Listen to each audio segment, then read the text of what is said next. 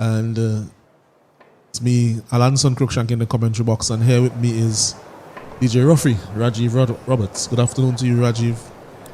Afternoon to you, Mr. Cruikshank. Really happy to be back in the comebacks with you today for round number 2. As we see Trinidad and Tobago will be taking on the Windward Islands, and it's a matchup that a lot of people definitely been looking forward to. Yes, a very interesting fixture. Key fixture for both teams having lost their first games. So that's very important. Jamaica, we saw this morning, taking on Barbados. Barbados coming out on top by 6 wickets in their chase. So it means that Jamaica has lost their first 2 matches, and whichever of these 2 teams loses today will also find themselves in such a position where it will be a bit more difficult to come back. Not impossible, but more difficult to mount a comeback in this tournament, especially the way that it is set up. We have Selena Ross opening the bowling for the Windward Islands.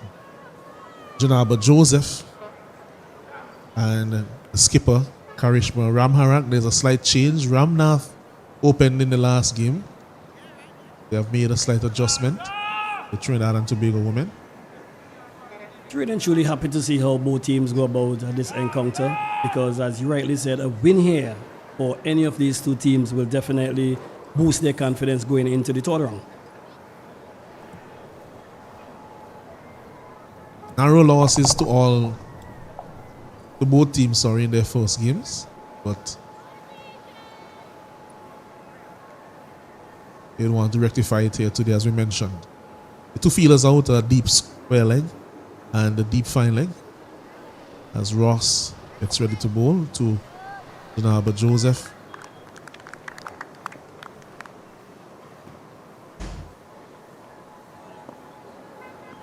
First delivery wide down the leg side. That's an aspect of her bowling that she needs to improve on, Selena Ross. Does get the ball to move in the air.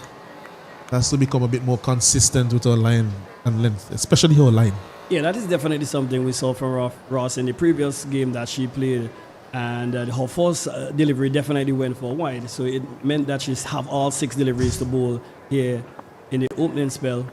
There we see another wide down the leg side. So that's 2 consecutive wides there, and that's 2 without even a ball being bowled to the Trinidad and Tobago team. Yes, and having just worked on the Windward Islands competition before this one, the number of extras was a concern, especially the wides from the teams that participated.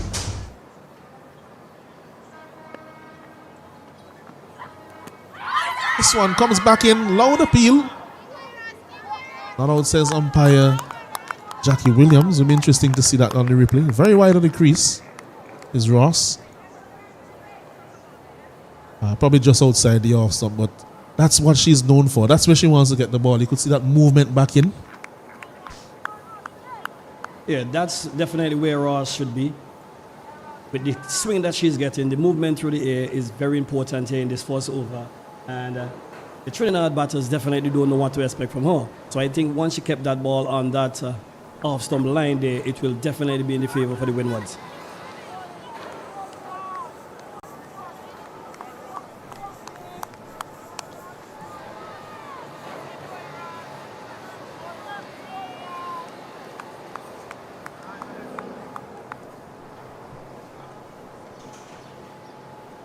Struggling a bit here with her line.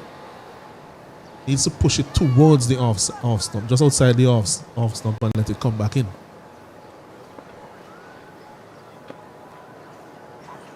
The better line, but too full.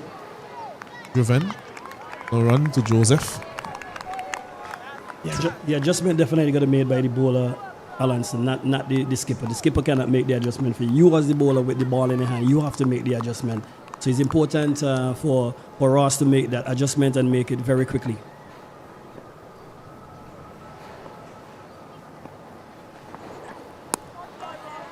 A bit better.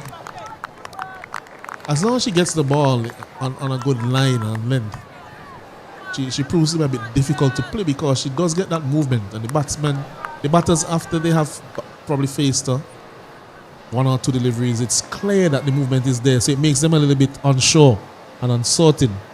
So she has that in her favor, which if she's more consistent and she works with that, then she will be quite a handful. Again, a good delivery. So better line, better length. That would have been, well, at this stage, 7 deliveries in the over so far. 4 legal ones. You also give yourself a bit more work to do as a bowler when you concede the wides.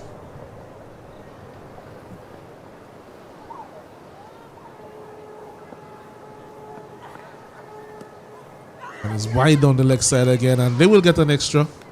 Bouncing in front of Fontaine, the wicket keeper. This is not good from Selena Ross. What I do know, the left and right combination could definitely be tricky for some bowlers. But as I said, the adjustment definitely had to be made by the bowler. And Ross definitely need to give herself that belief that she could make the adjustment and bowl one consistent line. Now, as we notice that she's definitely going to be bowling to a left-hander batter, this might be just a little bit easier for her, Alanson. Well, it will be her first delivery to Ramharak, the Trinidadian skipper. Trinbagonian skipper.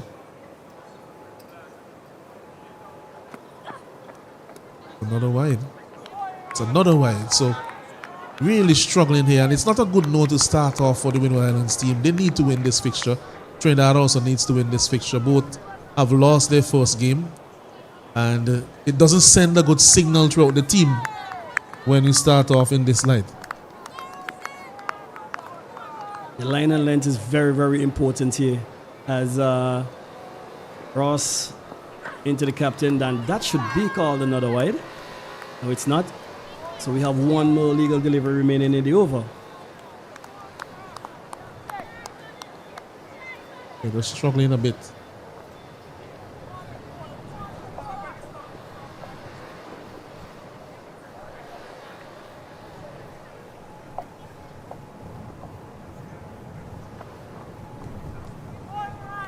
Another wide.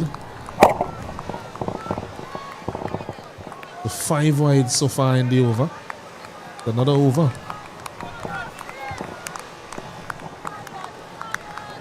In total, that's 7 wides. Well, 7 wides in terms of runs, but 5 extra deliveries. They did run some runs off some of them.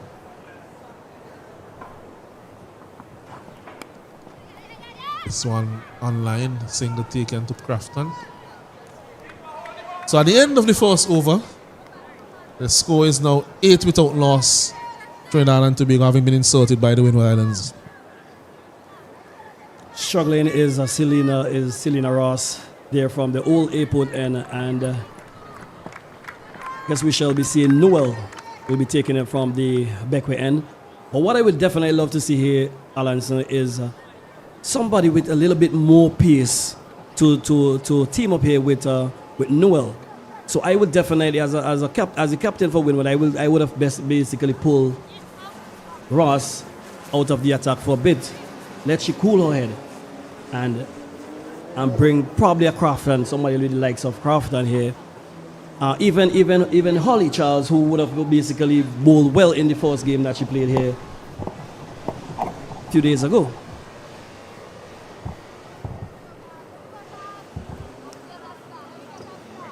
Fair point, fair point.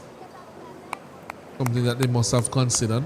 But she has been struggling a bit, Selena Ross, not just in these first 2 games of this competition, but in the previous tournament, the Windward Islands tournament.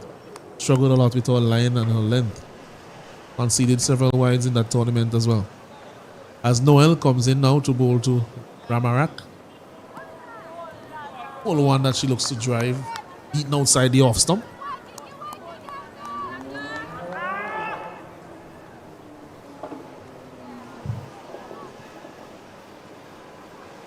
Ramarak, West Indies off spinner.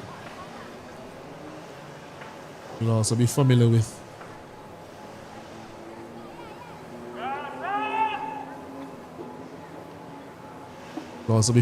her sister. Most of us who are in sports, formerly working at Sportsmax. It's a fuller delivery. Loud appeal, but seem to be sneaking down the leg side, Ruffy. Yeah, that one definitely sneaking down the leg side there, as we just saw on the replay. And what I would definitely love to see here, this is the line, but I would love to see a middle line here from Noel. And the big question is who's going to partner with her from the other end after that lengthy over from Selena Ross. And this one is up in the air. Should it be caught? Yes. That looked like Holly Charles. First wicket down for Trinidad and Tobago. Windwards on the move here. Yeah, that's a massive wicket. Ramharak was the aggressor for Trinidad in the last game that they played. So that's a big wicket for them to get very early. So she scored just about at a wrong ball against Barbados. And just looking to go across the ball a bit towards the leg side. Was far outside the off stump. So it's a good line going across her. Instead of probably just going with that line to go through the offside. Seemed to just be tugging towards mid-wicket. So getting a top edge. And a comfortable catch in the end by Charles. Yeah, it will go down the book as caught. Whether it went into the hand cleanly or it was hugged in the elbow. Still caught. Good start to the over from Noel. 1 wicket in the over, no runs so far.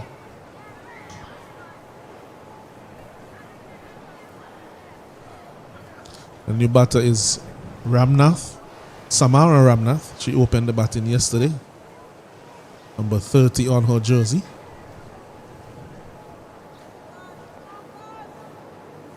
Only wicket for Noel. Has been consistent with the ball. Well, the name I definitely have been called, since the Windward Island tournament is the confident Noel. Well, ball again, Noel. Straight to Selena Ross there. Another dot ball. Miss Ramnath, she seems to have a good batting technique, but has to work on the placement of those deliveries. Got bogged down just a little bit at the start of her innings in the last game. Shorter punch. So you see that nice high left elbow, but 2 lovely shots straight to the fielder. Fielders on both occasions. So 1 to cover, 1 to extra cover. What I will definitely love to see for Trinidad and Tobago is to utilize the power play and see how much they could get within the 4-6 overs. 2 overs, this is second over on shoe here, and that one will run close to the fence. Yeah, 2 runs to Ramnath, so she's off the mark. End of the second over with the score on 10 for 1. Selena, that should be Noel, 1 over, 1 run, 1 wicket. Excellent over there by Noel. Alanson. Yes, and that's what you could come to expect from her. She's quite consistent. Has a repeatable action. Doesn't really look to strive for too much pace, but just bowls the balls in good areas. And Ross will be replaced by Glasgow.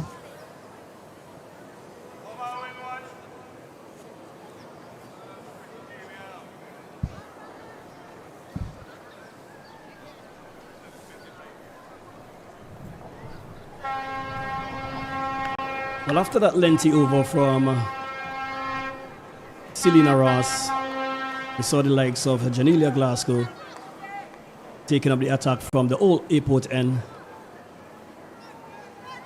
And we know she have some pace, we know she have some bounce, but it's what she's going to bring to this encounter today against the Trinidad and Tobago team.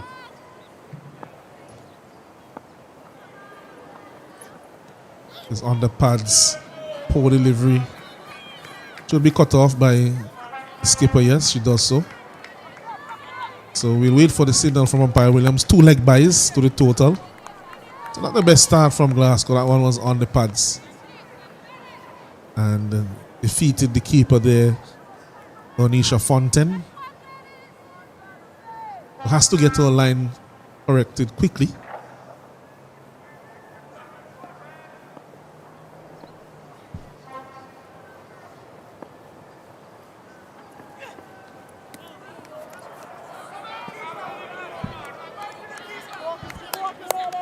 Yes, just looking at the positions there. First of all, there's no fielder behind square on the onside.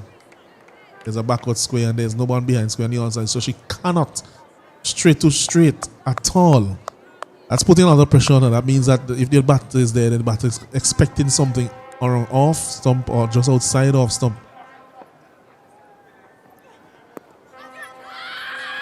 This one still too straight. Some excitement there on the field, but she's able to get back into her ground safely. Janaba Joseph.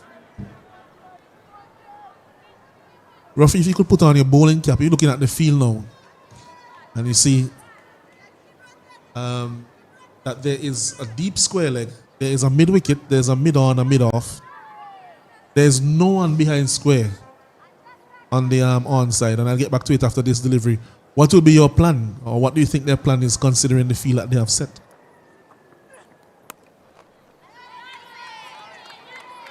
Again, this one cut away, but not timed by Joseph.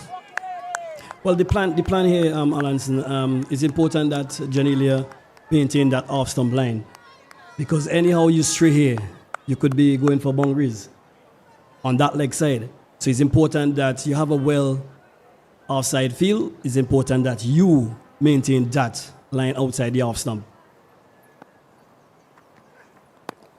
So it's driven over mid off. At one point, it looked as if it was going straight to Noel, but the contact was sufficient from Janaba Joseph.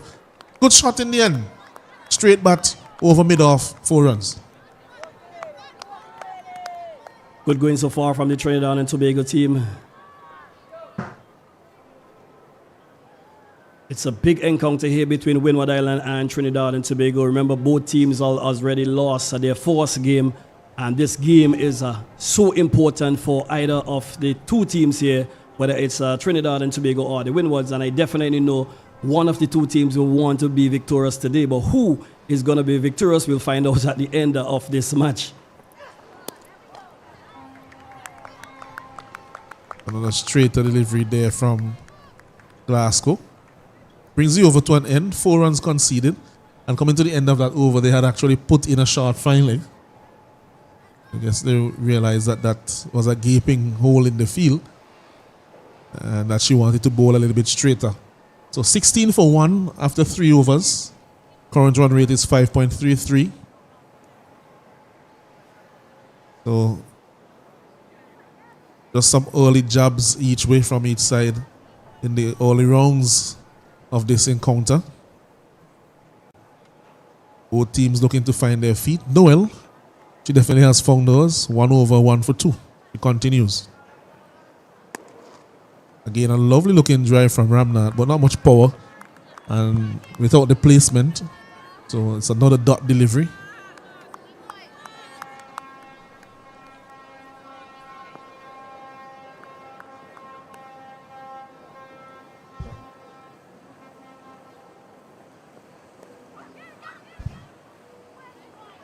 Good going so far from Noel here. But she will definitely need somebody from the other end to be as tight as she is from the backward end. I think that shot there, what you just saw there, was a function of the dot deliveries that she has soaked up so far, Ramnath. Just looking to manufacture something, but nice flowing drive again from her. Just needs to manipulate that bottom hand just a bit more in order to get the bat face, those wrists on the bottom hand to get the bat face to face the gap.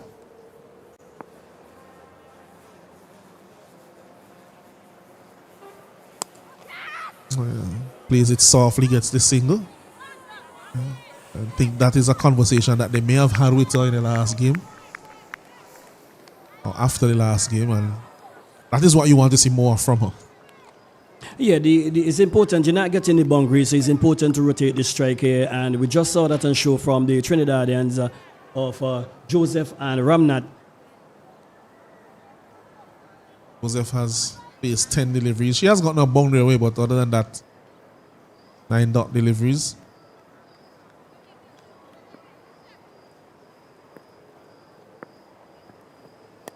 It's an excellent delivery there from Noel. Just a wrong off stump. No width. Not too full.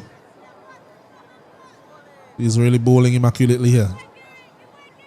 What Noel is doing here, Alan, is applying the pressure. And I do believe that the Trinidadians will definitely have a conversation and decide to take it from the old airport end and try to score as much as possible. And as I speak, there goes a second wicket. Windwards having a move on here. Trinidad and Tobago lost their second wicket with the score on 17 for 1 after over number 4. Yes, Janaba Joseph. That one was straightish, not really on the leg stump. But the bottom hand came in there, just tugged it towards the field at mid-wicket. Not much power. So not going over the fielder by any means. And Amaya Gilbert taking a simple catch. So second wicket down for Trinidad and Tobago women. 17 for 2 after 4 overs. Going at a run rate of 4.25. But I've lost 2 key players in Janaba Joseph and the skipper, Karishma Ramharak. It will bring Brittany Cooper to the crease. Tall figure. Stepping out.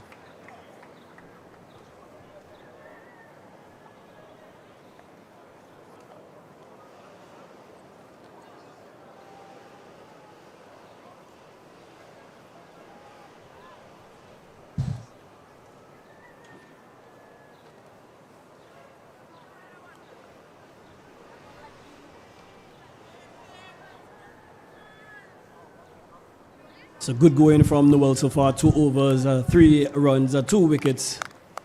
With ball in hand from the old airport end is Janelia Glasgow into a second over. New to the crease is Brittany Cooper along with Samara Ramnath. Ramnath is on strike. Facing up to Glasgow. On his shot. And that's caught. Turned uppishly to the mid-wicket region. And there was Afi Fletcher in anticipation, just moving forward as a cat prowling the night. And she was able to pick that up quite easily in the end with that forward movement. And it's another wicket down for Trinidad and Tobago. And they're in dire straits here now, 17 for 3. Well, as I mentioned earlier, pressure definitely will play the mind of the Trinidad and Tobago here. And within the power play, you lose 3 wickets. They are just hoping that they don't lose any more wickets here, Alanson, because if you lose any more wickets within the power play to the Windward Islands, you could basically see yourself out of this game. But as we all know how cricket play, Alanson. Yeah, just a fairly innocuous delivery. But again, the anticipation was good from the field at mid-wicket, Afi Fletcher. I think some others may have missed that, but she was already coming in, looking to cut the single.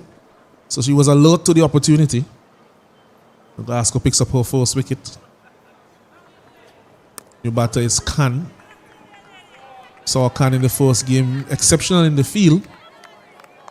Amelia Khan, including 1 run out from a direct hit from long on against the Barbados women. She has work to do today with the bat. 2 new batters at the crease. Khan and Cooper. Full toss, driven back to the bowler.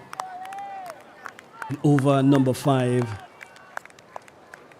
The Windwards already pick up 3 wickets with the score on 17. Can we see Trinidad try to get a move on here? It's left to be seen. If they do so, they have to do so very judiciously at 17 for 3. Could have a counter-attack from one of the players, but have to be very selective. I think the dot deliveries are what are putting the pressure on Trinidad and Tobago. I think of all the teams, the top order doesn't have a lot of power.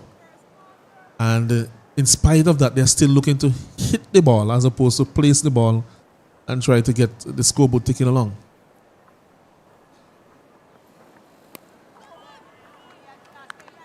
Good going from Glasgow. Four runs, 1 wicket in her second over. Khan, none from 4. Cooper yet to face a delivery. Can Glasgow pick up our second wicket here? Down the leg side, call wide by the umpire.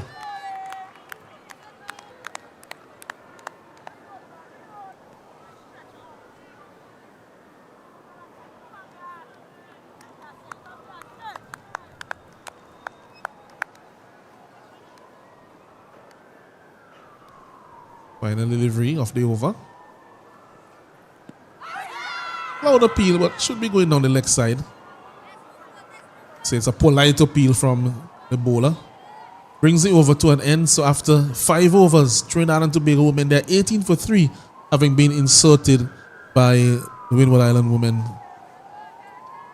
As I'm now joined in the commentary box by Keswick Williams, former West Indies fast bowler. So Keswick will be pleased with what he's seen from Karina Noel. Extremely consistent. Yeah, good afternoon to you, Alanson.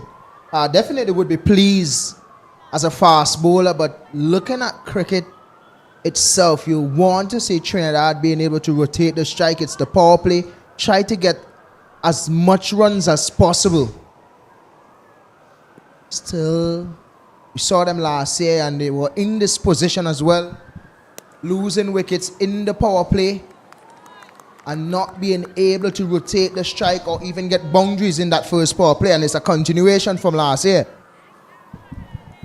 Something that they definitely have to work on. As we mentioned before, a lot of the other teams, they have a lot of power at the top. So if they come off, they will be scoring the boundaries in the power play. We saw an example of that as a quick single is taken here.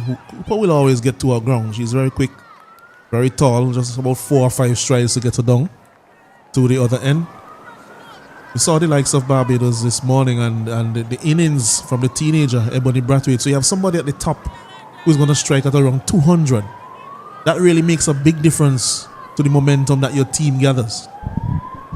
Yeah, definitely. When you have someone like that in your top order who can go at the bowling, it's only going to do well for your team.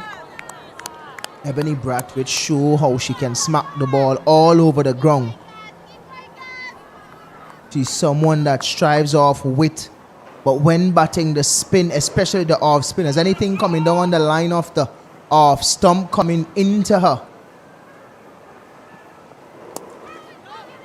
she looks to hit it over mid-wicket. Good start here from Windwards so far. So they're about, from our calculations, maybe about 27 deliveries already in the innings. We're not yet out of the power play.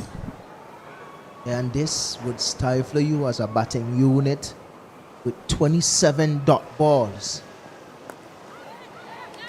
And losing 3 wickets in the power play.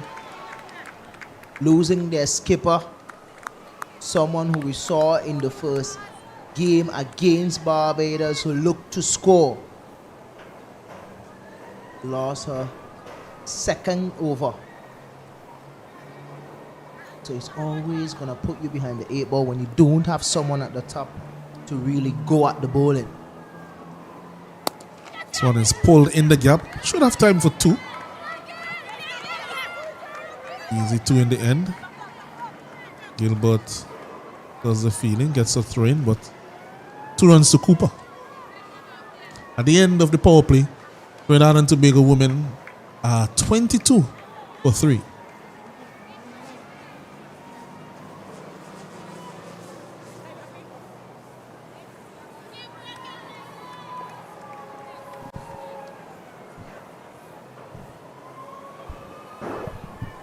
What the Trinidad team have to be mindful of, Alan, so well, it's the end of the power play. This is the part of the game that we seem to focus on mostly. It's all good and well to get boundary or boundaries in the first 6 overs because there's only 2 fielders out. Now we're outside the power play and we find most of the teams throughout this tournament can't seem to rotate the strike between that 5 to 15 overs. And this morning we saw Keelia Elliott came on to bowl for Barbados. and show her skill. Looked to actually spin the ball, picked up 3 wickets. Also, Tiani Herbert picking up 2 for 17. Both bowlers show what it means to stick to their guns, look to spin the ball. And really, they put Jamaica under a bit of pressure, especially in the middle from about 9 to 16 overs or so. It was all Barbados. Yes, and we have a change in bowling. Afi Fletcher, West Indies leg spinner.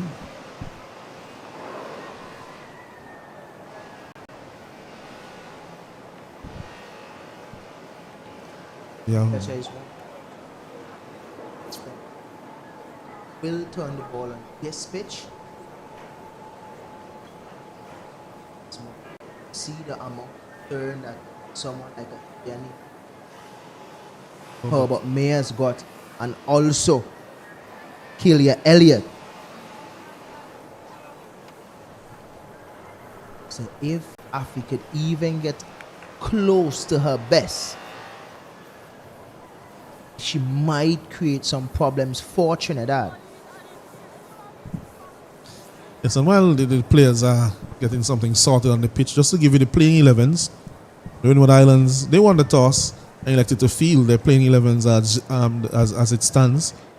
Zeta James captain, Janelia Glasgow, Afi Fletcher, Onisha Fontaine, Holly Charles, Karina Noel, Selena Ross, Ashleen Edward, Narissa Crafton, Abini St. Jean, Amaya Gilbert, and for Trinidad and Tobago skipper Karishma Ramarat, Anissa Mohammed, Amrita Ramtahal, Brianna Haricharan, Brittany Cooper, Nadia Mohammed, Kobini Alexander, Janaba Joseph, Leon Kirby, Amila Khan, and Samara Ramnath.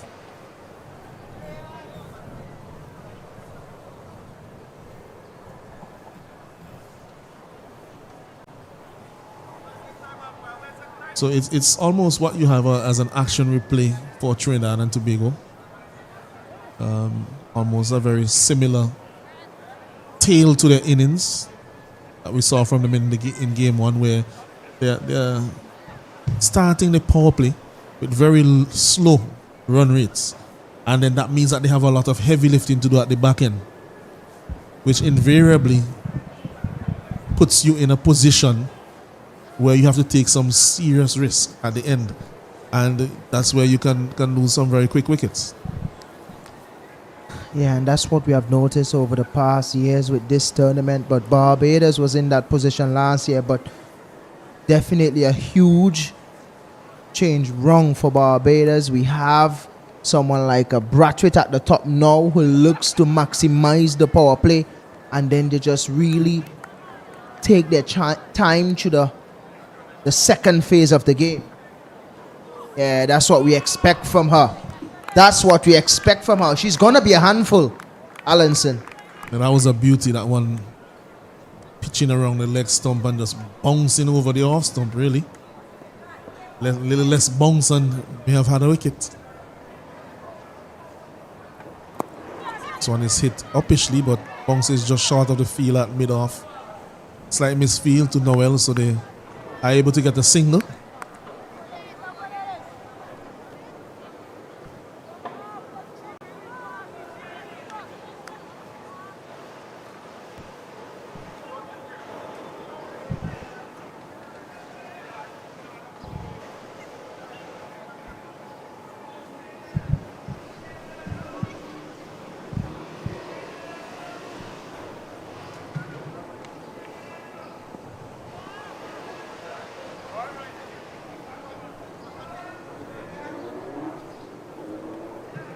Again, this one is just turned down to fine leg for a single. On a run to Cooper. So if you're looking at Cooper's start, she's 4-4, which is something that we were saying that she could do from the start. Just look to turn every ball into a single so that she's not as far behind the 8 ball when she gets into her innings. On this punch uppishly Down the peel. Was that a leading edge? Looking at the replay. Yes, it was. Just seemed to measure the height of Afi Fletcher. Evading her by a few inches. Definitely would have been a screamer of a catch. Passing the outside edge again is Afi Fletcher. The end of 7 overs, the Trinidad and Tobago side, they are 24 for 3, having been insulted by the Windward Islands.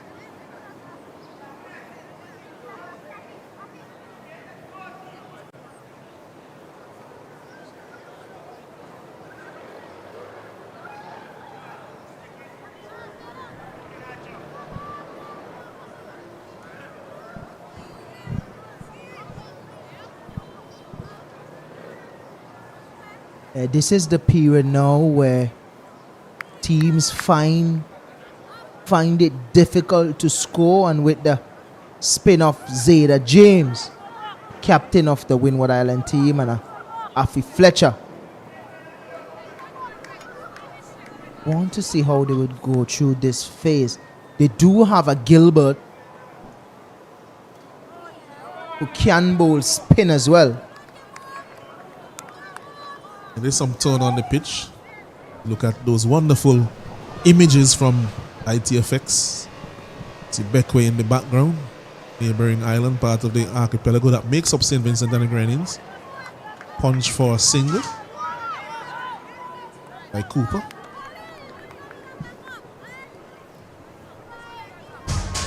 If you look at the first game, you would like to think that Zeta James, the captain of the Windward Island team, will mostly use up a spin during this middle phase of the game, because it's always difficult to get away the spin. Flatter delivery on that occasion. Bit faster as well. Off the back foot by Khan. Has to be careful playing off the back foot too, James. A loud appeal, and she's gone.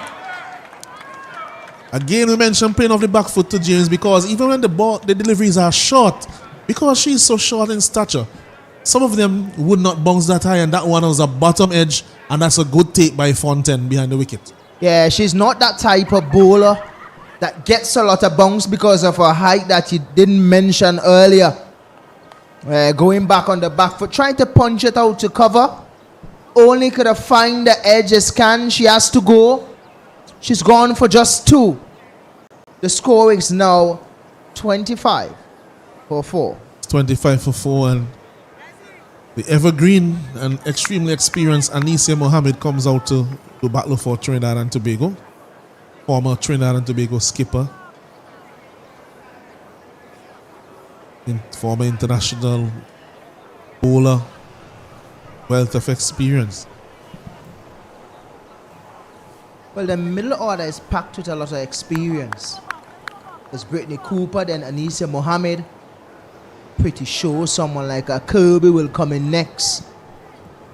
So that middle order is packed with a lot of experience. So the players at the top, the 1, 2, 3, will have to try to give them that start, because someone like Anisia Mohammed looks to score most of the time. Yeah, that's one thing you see from Anisia. She looked to manipulate the field.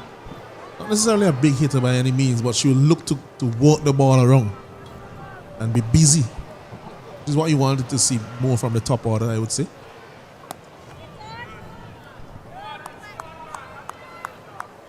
The end of over number 8. The Trinidad and Tobago women 25 for 4, scoring at around 3 runs and over. Wicket that's over from Zeta James, 1 for 1 she has.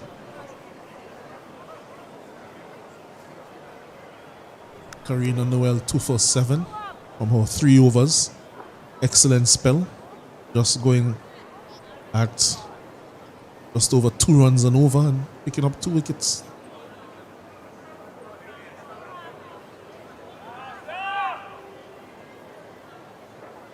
It will be Fletcher to continue to Cooper. Oh, and another lovely delivery. Just look at that. Pack it up, put it in a postcard, and just send it to your friends and loved ones. I don't want it to come to me, Allenson, because even myself, may not be too sure how to play her at the moment. This is just showing your skills here, showing your experience. It's unmatched.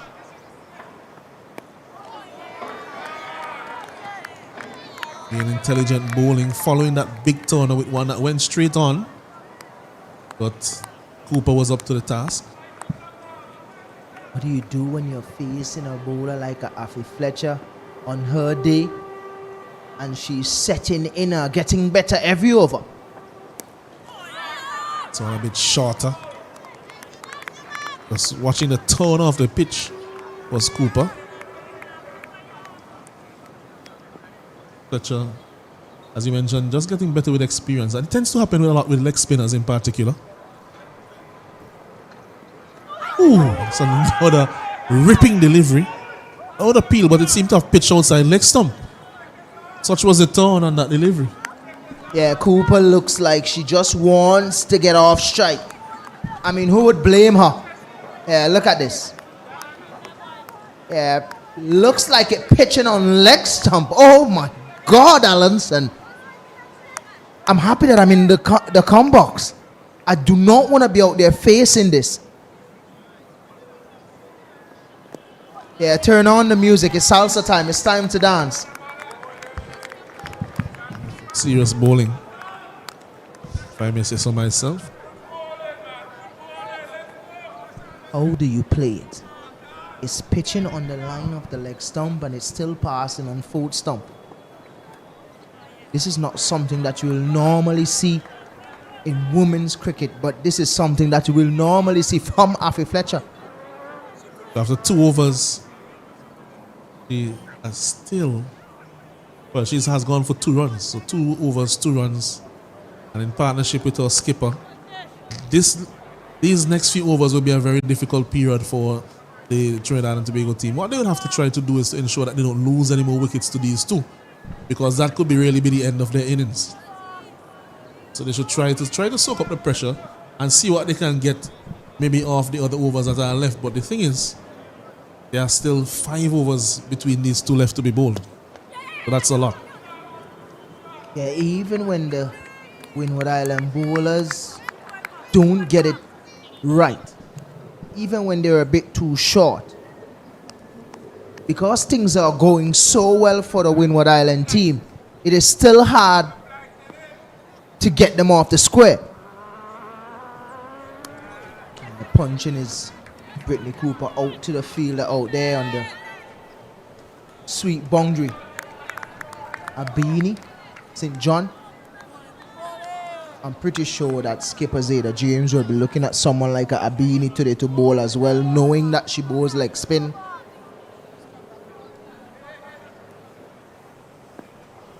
And also Amaya Gilbert.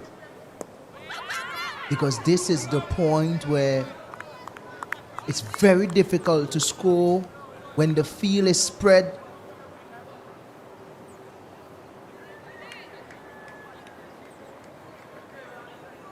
So I'm hoping that the skipper had a look at the game today. Only 2 fielders on the outside, so keeping that pressure, which is good, which is fine. Probably would have liked to see a Hallie Charles back on the long on boundary though. Good cricket from Anicia. Just waiting on it and turning it for a single on the onside. So that's the type of cricket that you want to see more from Trinidad and Tobago in this period, as they try to recover from 28 for 4, while the Windwards will be looking for more wickets.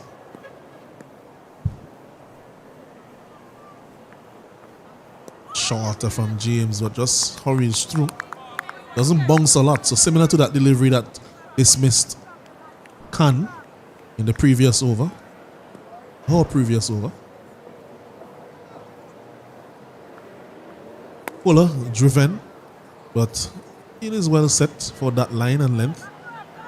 And the sweeper, Abini, St. Jean gets it in. And at the end of 10 overs, Trinidad and Tobago women, they're 29 for 4. Going at 2.9 runs per over.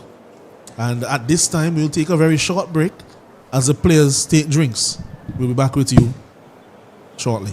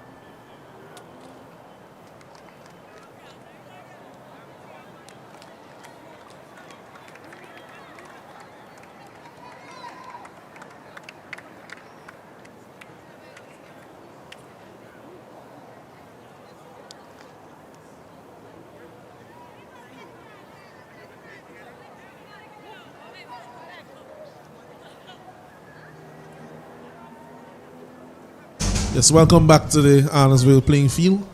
Trinidad and Tobago women having been inserted by the Windward Islands. They're 29 for 4 after 10 overs. Labored innings.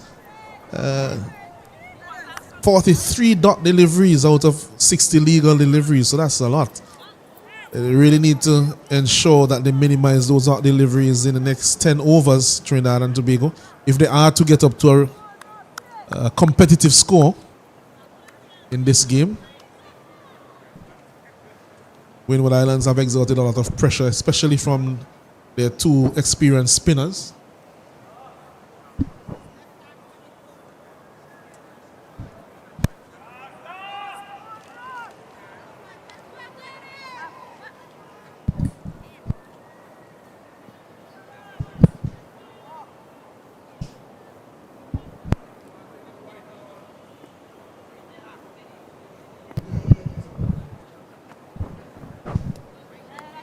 It's another wide delivery from Ross.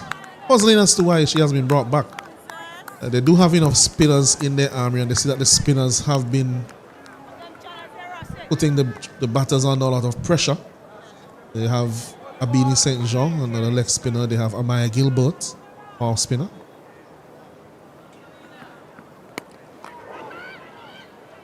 I still don't understand what the Windward Islands and well, I can't understand how they're thinking, Allenson, because you look at the game this morning, the spinners did a fantastic job in the middle. It happened yesterday as well. When I say yesterday, I mean the first day. Herself, which is the captain, Zeta James, and Afi Fletcher, bowled 2 overs each, and Trinidad looked like they were in complete pressure, under a lot of pressure. Zeta Rossaf haven't bowled well for the tournament, who haven't bowled well this morning. Not saying that she should not be bowling, but you would like to think that they would want to maintain that pressure and probably use someone like Amaya Gilbert, who bowls really good off spin, and you have Abini St. John. And it's hit uppishly through point. It will go up to the boundary for 4. So again, with the pace on, it gives the batter something to work with. That is something that we have seen all day on this pitch.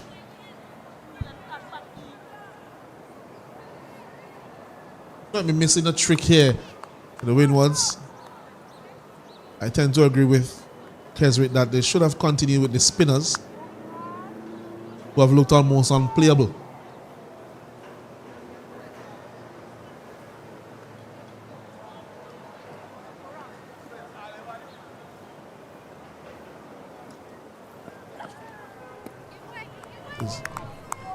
Wide outside the off stump, left alone by Anisia Mohammed.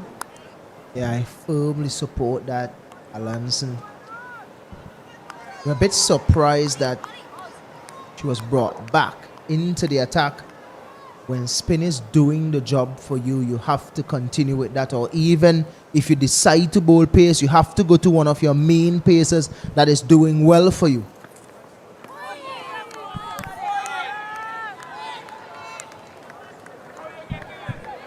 Not taking anything away from Ross. Just think that she's a little bit off this season. That's basically what we have observed. You know, just something's just not clicking there, especially with the lines. Wide again. Second wide for the over.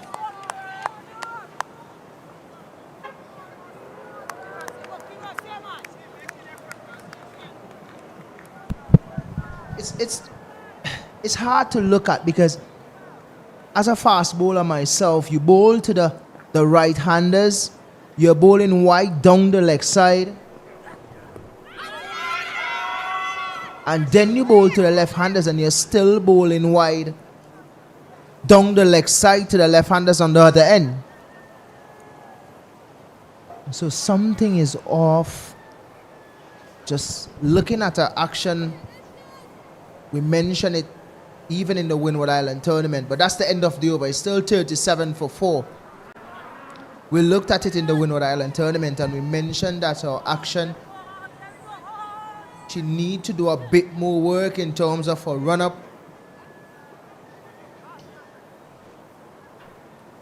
And then her follow-through. Even loading up.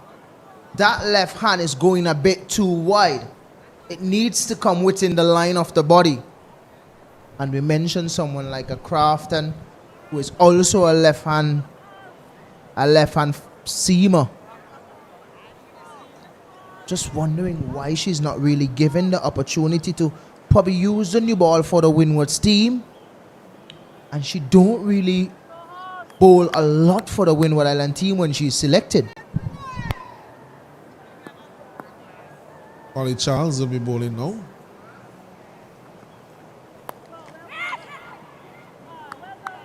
The delivery just around the off stump. Yeah, Crafton I think would be the quickest of the pacers for the Windward Islands. Don't know if she's carrying a niggle or something. She hasn't really bowled a lot in this tournament or in the previous tournament, the Windwards tournament. Yeah, and the little that she did bowl, she picked up 4 for 2 in a game, which is the last game of the tournament for St. Lucia against Dominica. She did bowl 3 overs, 4 wickets, 2 runs, and wasn't given the opportunity to finish her spell. It was an opportunity to get 5 wickets, the first 5 wickets all in the tournament that would have been.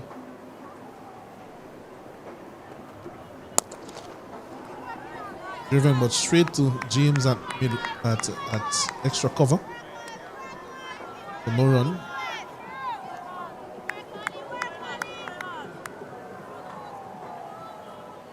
It seems like the batters are a little bit more confident in their movements when facing up to the pacers and the medium pacers. It's interesting because, of course, this is a Trinidad and Tobago team, so they would be accustomed to a heavy diet of spin. And that's the thing, you would expect that Trinidad, who was a team that is really open to a lot of spin because of the surface that they would usually play on in Trinidad. But then it's the same thing from all teams. That middle phase of the game is always important. How are we gonna score when the field is spread?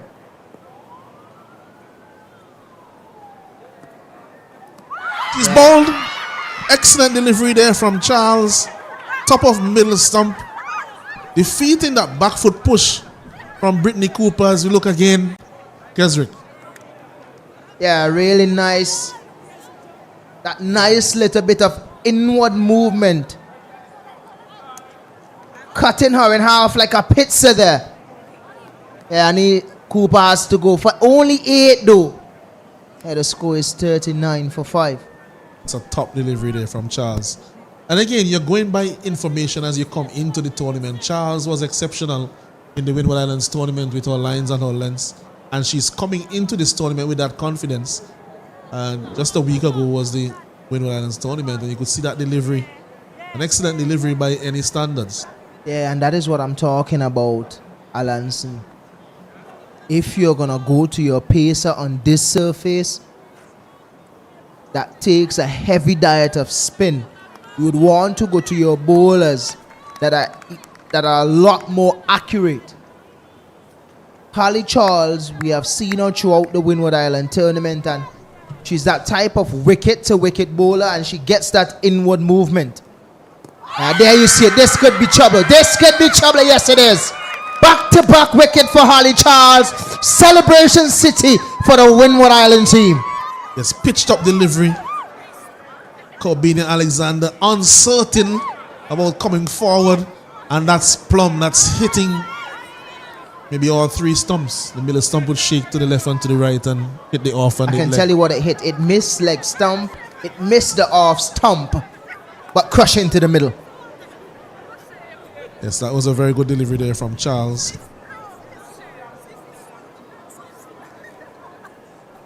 Well bowled. You have to get some bat on that one, Alexander. It's right in front.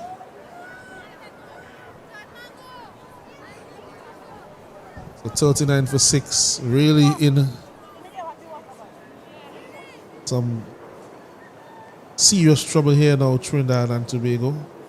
And the towering figure of Leanne Kirby comes out to the wicket.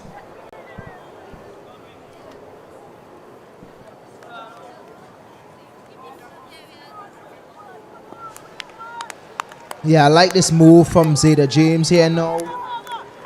Bringing back one of our main bowler. Janelia Glasgow. One of our wicket takers.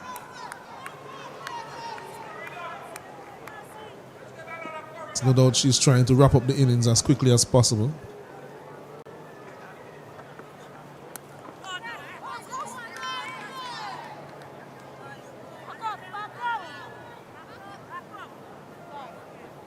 Well, we know a lot about Leanne Kirby. Likes to go down the ground, likes to go through mid-wicket. You can't really bowl bad deliveries to her. She's that type of player that prance on anything. Trying to strain a little bit to the leg side. This could definitely get into the boundary. Much needed boundary for Trinidad and Tobago. Yes, 4 leg byes. Second delivery that we have seen like that from Glasgow. I understand the premise of bowling Glasgow here. Trying to wrap up what's left of the Trinidad and Tobago batting lineup. But I would have given Afi Fletcher another over. Because I don't think if she doesn't bowl in the next few overs, she's going to bowl again. And looking at the first 2 overs that she bowled. First 2 overs that she bowled. She could have continued. She definitely would have given the lower order and the lower middle order a lot of trouble.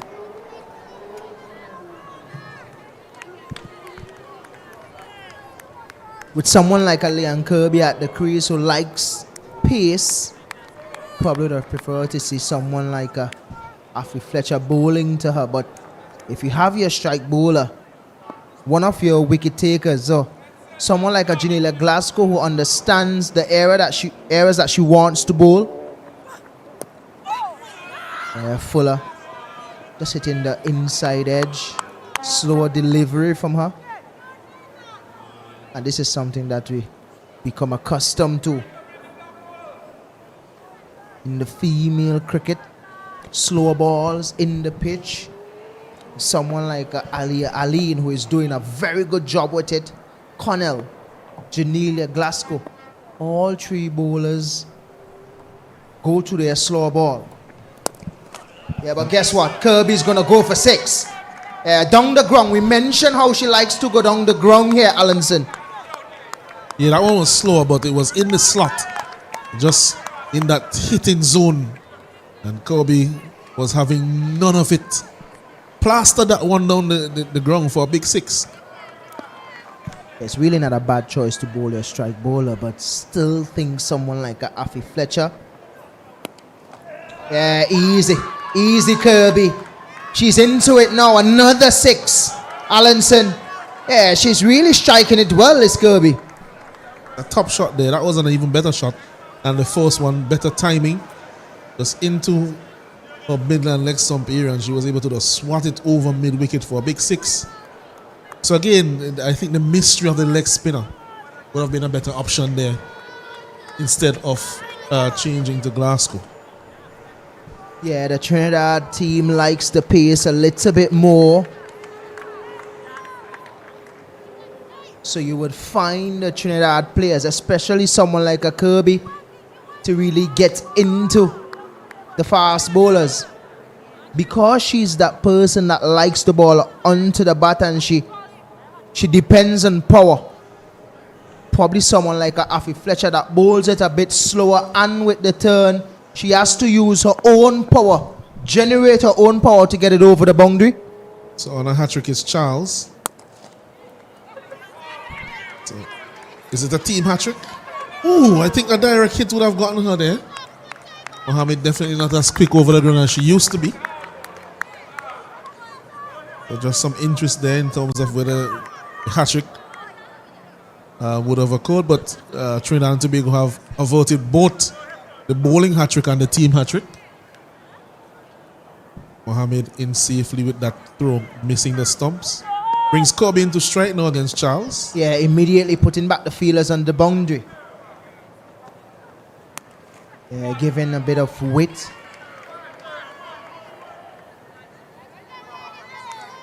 And that's what I'm saying here, Alan. So with the team that Trinidad have now, they need someone at the top to really maximize that power play, because when you have someone like Anisia Mohammed and Kirby, Brittany Cooper and Khan in the middle, also Alexander, she did get a good delivery from Holly Charles, also Cooper.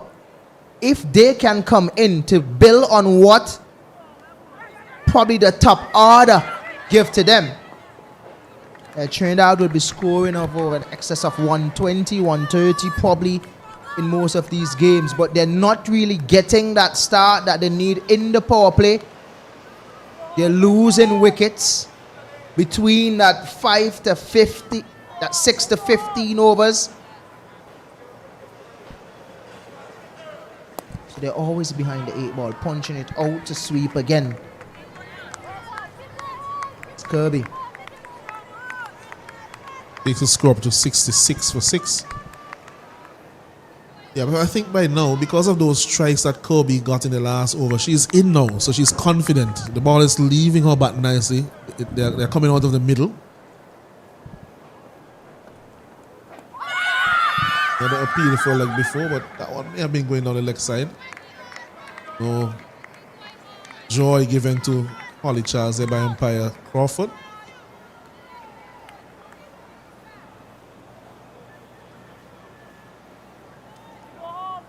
Kirby has more or less changed the complexion of the game thus far since she has come out. This one is hit down the ground. Gonna fall short of Noel. And I'm telling you, if Noel couldn't get to it, I don't think many others would have. Yeah, probably one of the fast feelers in the Windward Island setup. Didn't time that one at all. Got nothing on it really. Didn't even leave the circle. What I like about Kirby is that she's getting that front leg out the way, and she lines up those CG United blue billboards down at the administrative center end, or that Betcage sports board down there at PH Vera stand. That is where she's aiming. Now Afi is being reintroduced now. I want to see how she would play someone like Afi Fletcher. We've been asking for it now. This is the challenge.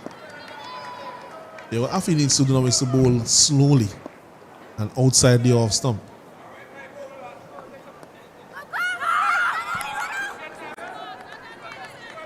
Looking to get the single was Charles on that occasion. No run. It's Kirby actually.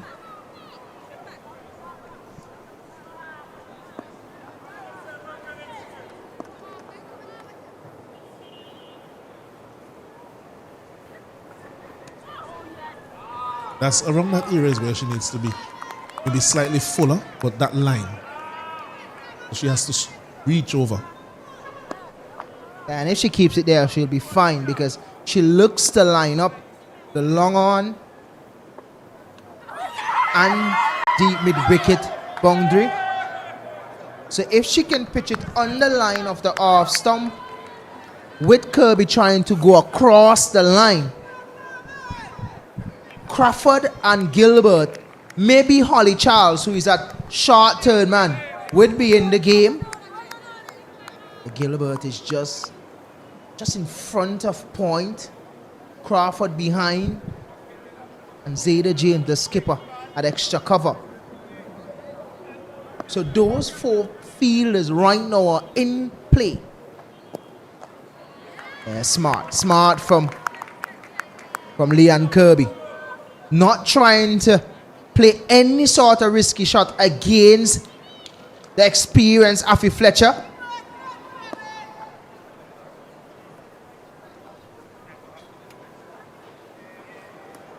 And down the leg side. Not called a wide by umpire Williams. Did turn back from down the leg side, but interesting call. KG cricket here being played by both Fletcher and Kirby. Both understand the importance of this phase of the game.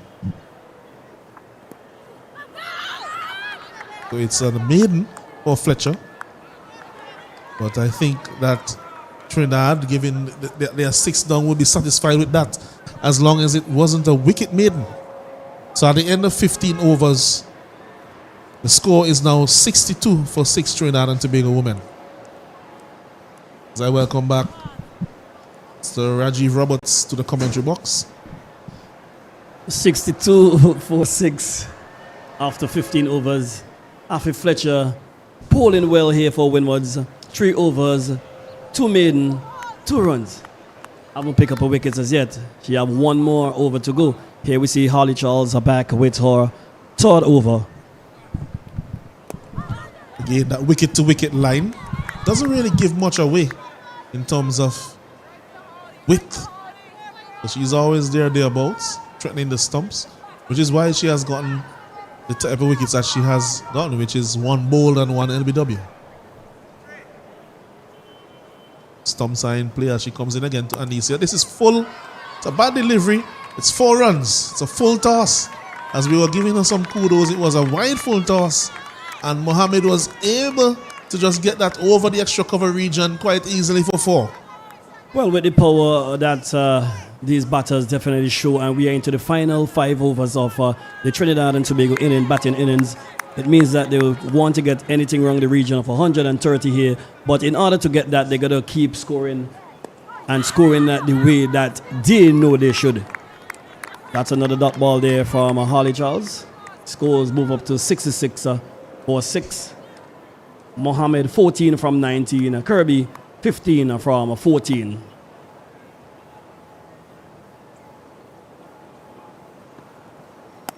It's another attacking shot. Falls just short of the fielder who was airing in there. It looks like Abini St. John.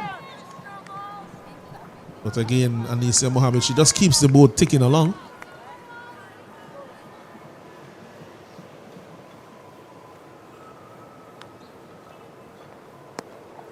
Actually, Glasgow did the fielding on that occasion.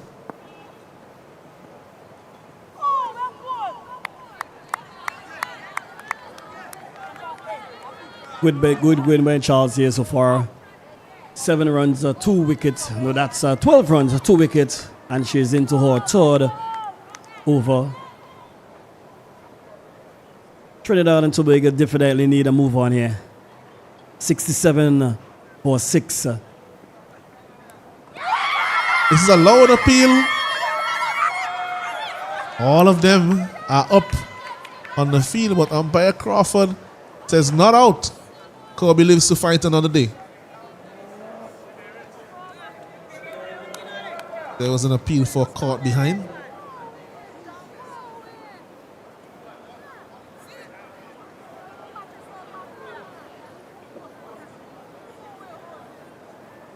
At the end of the 13th over, the score is 67. At the end of the 16th over, the score is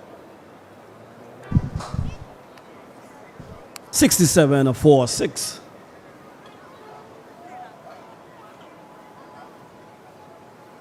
And here we saw the captain for the Windward Island, Zeta James, with ball in hand. She have 2 overs remaining.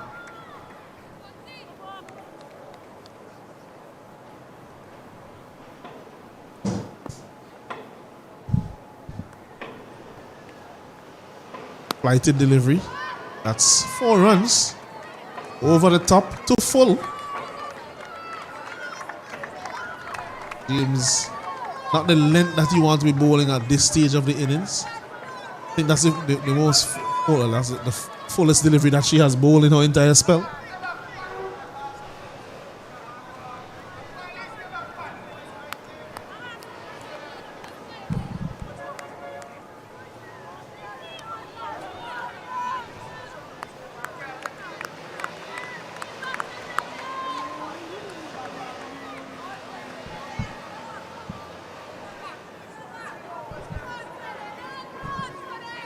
How much more can Trinidad and Tobago get in their innings at the score at 71 for 6 in the 17th over? Zeta James, 2.1 overs, 9 runs, 1 wicket. Can she pick up another wicket here for the Windward Island? Yeah, that's the length that she needs to be bowling. That one just back of her length. Threatening the top of her off stump. Doesn't need to go fuller than that. This one is being pulled. Only one. If she goes any fuller than that, you have seen that Anicia is willing to use her feet to get to the pitch, as she did for the first boundary that she struck earlier in the over. And for Kirby, she would want to be probably just a bit further outside the off stump and a bit slower as well.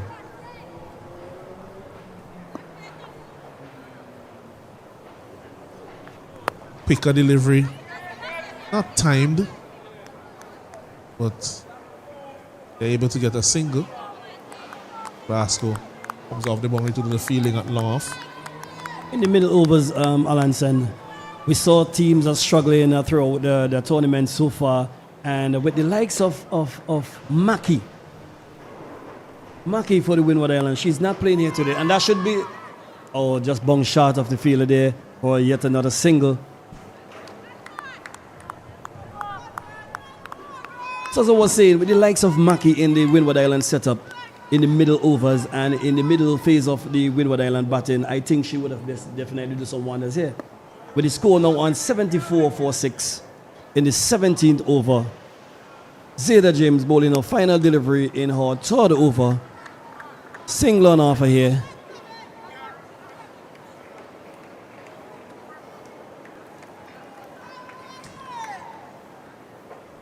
Just to see who will finish off, if Charles will finish off her spell.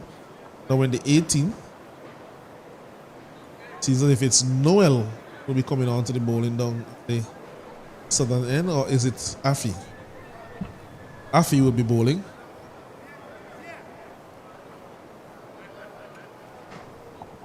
I think that it would have been good for her James should just leave Fletcher, in my opinion, to finish off her spell, and also leave Charles to finish off her spell, because she has bowled at the death before, and she has experience bowling at the death.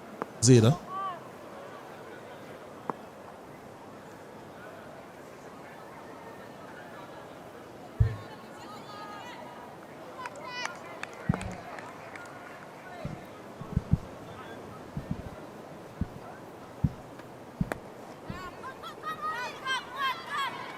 Big wind up there from Kirby. Off the inside edge down to long on, so a single taken. Of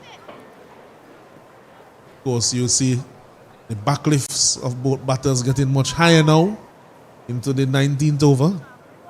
The 18th over, sorry.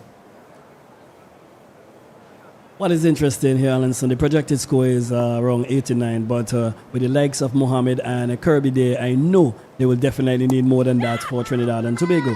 But we see in the first game that Windward Island lost a very close contest, and they struggle in the middle phase of their batting innings. So a good score of anything 110, 115 here for Trinidad and Tobago could basically put some squeeze on Trinidad in the middle, Windward Island in the middle phase. Very slow delivery there from Afi. Kirby was well into the shot quite early. Missed it. I think they would get probably around 95. Another good delivery. Well played, but not a single. No chance of a single there. Probably would have gotten about half a single. Run out. No, I think if they had a very good communication there, that would have been an easy single. But we are looking in the final 2 overs basically and a half to go. Playing a shot like that, I don't think it really required at this time. One is down the leg side. Don't think it would have been an easy single for these two to look at who was at the crease. Maybe for the other players, for the younger ones. But it's definitely a good partnership between these two, the experience coming to the fore. Punches it straight to James. And that's the end of the spell from Fletcher. Concedes only 5 runs in her 4 overs, but importantly, I think, for Trinidad and Tobago, she doesn't take a wicket. So they were prepared to just play her out, really. And at the end of 18 overs, Trinidad and Tobago, they're 78 for 6. James will be bowling her final over. From the airport end, former airport end. And Kirby will be on strike. She's on 19 of 22. Anisia Mohammed is on 22 of 26. It's short and that's pulled. That's 4 runs. Nobody's going to stop that. And I think that's a poor delivery to Kirby because it's too short. It's hammered.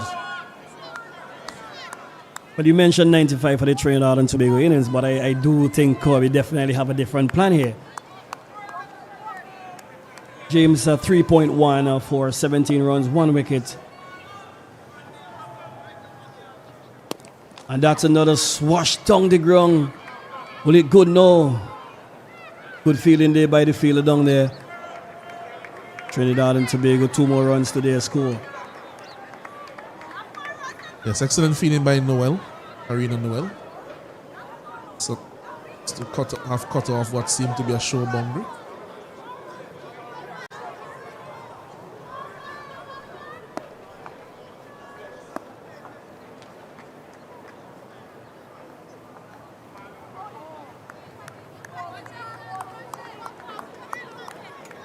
Hot ball to Kirby.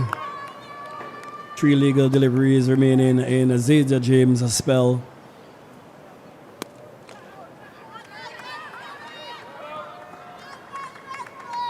Good going there from James. 3.4 overs, 20 runs, 1 wicket. Trinidad and Tobago 85 for the loss of 6 wickets in over number 19. On strike is Mohammed.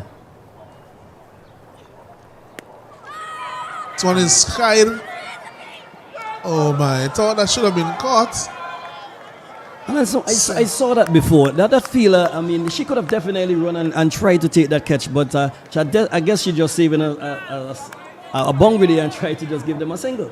Instead of going for the catch, I just leave the ball to drop just in front of her so Trinidad and Tobago could get another single. I'll get back to it after this delivery. There's another single. 87 for 6 after 19 overs. The one before it was a flatter shot, it was a sweep shot, so I could understand, but that was a top edge. So you have a little more time to judge the trajectory of the ball coming to you. Also, you're feeling with the wind coming towards you, so what seems as if it will drop well short of you, you have to remember that it keeps coming. So probably she thought it would have landed much shorter than it did. But you have to be mindful of the wind here at Arnesville.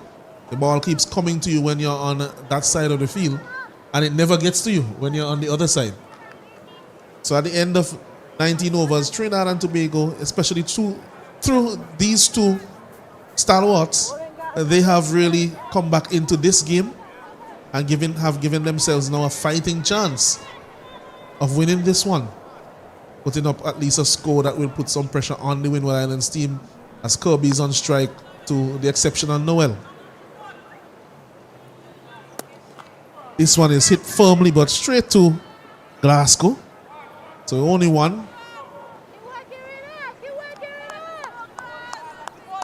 What I think good here for the Windward Islands is getting the hard hitter of Kirby off strike. The first ball of the final over, Noel will be bowling to Anisia Mohammed. This one is another good shot from Anisia. That's a perfectly placed shot. That's 4 runs. Immaculately done. Beautiful shot there from Mohammed. As we see the replay here again.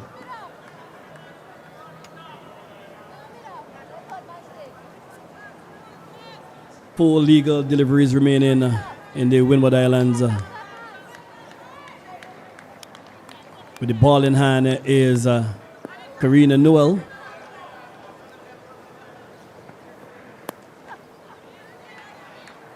And just tugged to the fielder there at deep mid wicket. Glasgow. 3 deliveries left in the final over. Kirby on strike again to Noel. Has done a good job so far in this last over, albeit that she has gone for 1 boundary. Nicely guided down to third man boundary. This one is hit high in the air.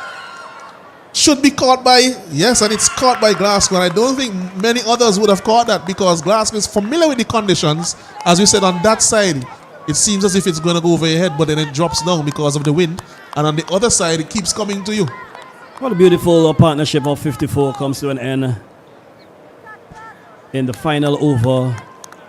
Noel applauding the fielder there, taking that catch. Janelia Glasgow.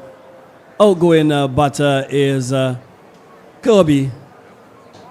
Still at the crease is Anisia Mohammed, 28 from 29. Trinidad and Tobago has just lost their 7th wicket with the score on 93 for 7. Noel, 3.4 overs, no made, 13 runs, 3 wickets. It looks like Mohammed comes out to join Mohammed. Nadia Mohammed joining Anisia Mohammed.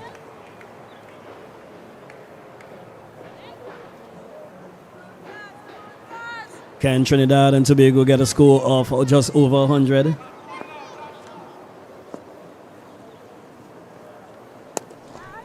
Beautiful bowling there by Noel. Listen, well played by Mohammed just to get the other Mohammed into strike, which is Anisia Mohammed. Well, what I could say here, Alanson, this final delivery in the Windward Island bowling, it's only going to go one way. With the kind of shots that we have been seeing from Anisia Mohammed. Hit down the ground. Should only be one. It's fielded now by Afi. And so Trinidad and Tobago get up to 95 for 7 of their 20 overs. At one point, they were reeling at 29 of their first 10 overs. So that means that in the last 10 overs, they have scored, see my maths is correct, 66 runs. That's a good recovery from only 29 in the first 10. What is importantly for Trinidad here, they haven't got bowled out. At the halfway stage, half of the batters were already in back in the hut. So to lose 7 wickets with the score of 95, I think the Windward Island definitely we have a fighting chance here of winning their second game in this tournament. They already lost the first game, so with the score on 95, so which means that the Windward Island will need 96 for victory. Yeah, so 96 is what they will need when they come back out the Windward Islands, women. We'll take a short break and we'll be back with the reply in a few minutes.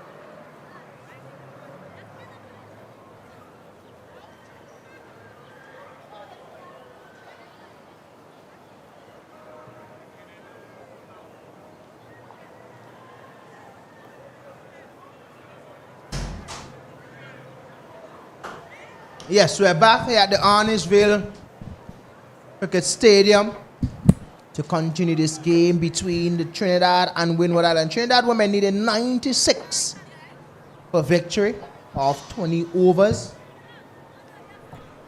They sort of pulled themselves back into the game the last 10 overs or so, scoring over 60 runs. Most of those runs coming from the bat of Anisha Mohammed. Welcome back to her, and Leanne Kirby. Some lusty blows from Kirby in the back end. Windward Island sort of kind of loosened the screws a bit in those last 10 overs. Trinidad getting up to 95. To start things off for Trinidad and Tobago is the experience. Anisha Mohammed immediately on target to Fontaine. Someone that likes a little bit of bowling himself. And he's that type of bowler that knows areas he should bowl whenever he plays cricket here in St. Vincent is Mr. Roberts. How are you this evening? Well, Keswick, I'm good, really and truly happy to be back here again. The second part of this encounter between the Windward Islands and Trinidad and Tobago. Windwards definitely need 96 for victory. And with the start that Trinidad is bowling here with the veteran, Anisha Mohammed. Yeah, looking to create pressure early. It's Trinidad and Tobago. Anisha Mohammed with the experience in the wicket early. Well, as I was saying, that she's been bowled, and that's an early wicket for the Trinidad and Tobago, trying to defend this small total of 96. One wicket down without any run on the board. 3 deliveries bowled. The veteran Anisha Mohammed, Ezric, 96 needed from 117 deliveries. Yeah, still very much surprised with that shot from Fontaine. Out of character, I would say. We saw her in the Windward Island tournament. Likes to hit the ball down the ground. Plays with a good straight bat. Just surprised that she tried to hike that one. Out of character, I would say. But she's gone. The experienced Anisha Mohammed is in the wickets early. Trinidad is looking to defend this score.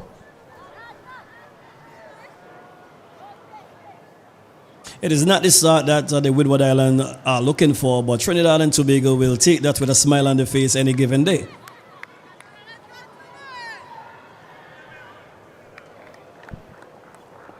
Yeah, Trinidad playing now with at least 4 spinners in their lineup. Ramnath and the skipper would have a lot to say with ball in hand.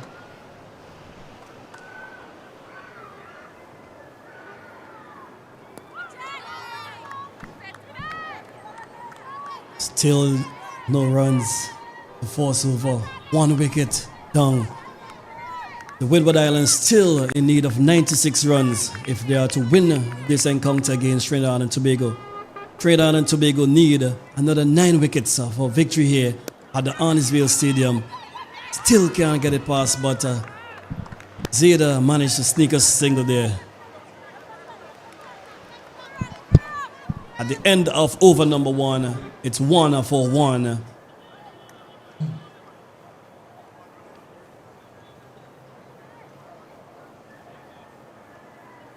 Batting for the Windward Islands is Zeta James and Janelia Glasgow.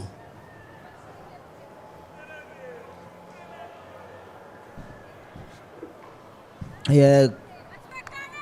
Remember the Windward Islands lost their first game, so too Trinidad. So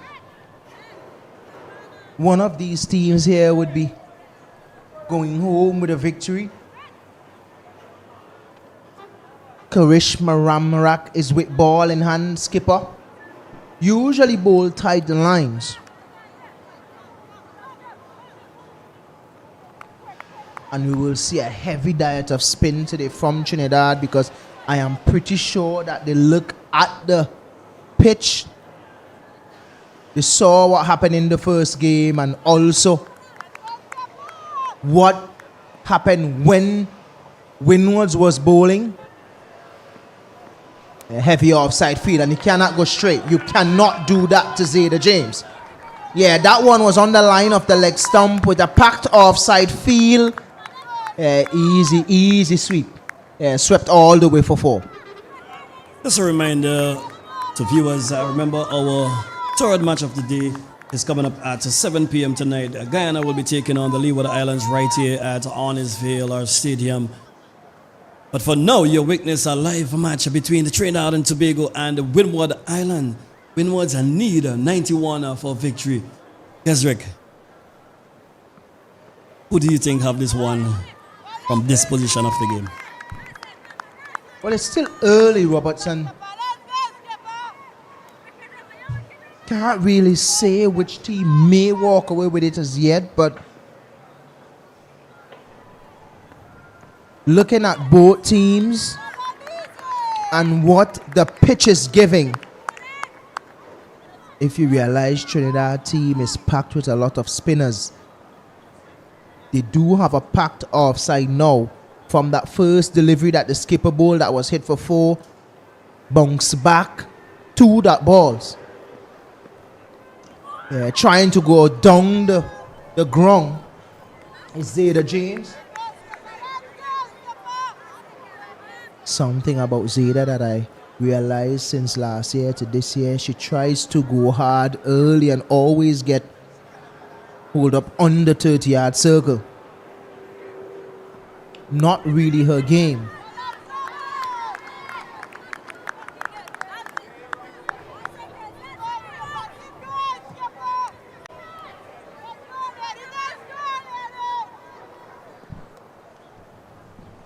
Skipper Karishma coming back nicely. Yeah, finding the gap. Finding the gap is Zayda James. Will not get to the boundary, but really good gap finding. Even though it was a packed offside field, she find the gap between cover and extra cover, picking up 2 runs to finish that over. The score is now 7-1. It's basically even, Stephen, here in the first 6 overs here so far. 2 overs gone, 7 runs on the board, 1 wicket down for the Windward Island. As we see, Anisia Mohammed, ball again in hand for her second over. On strike will be Janelia Glasgow.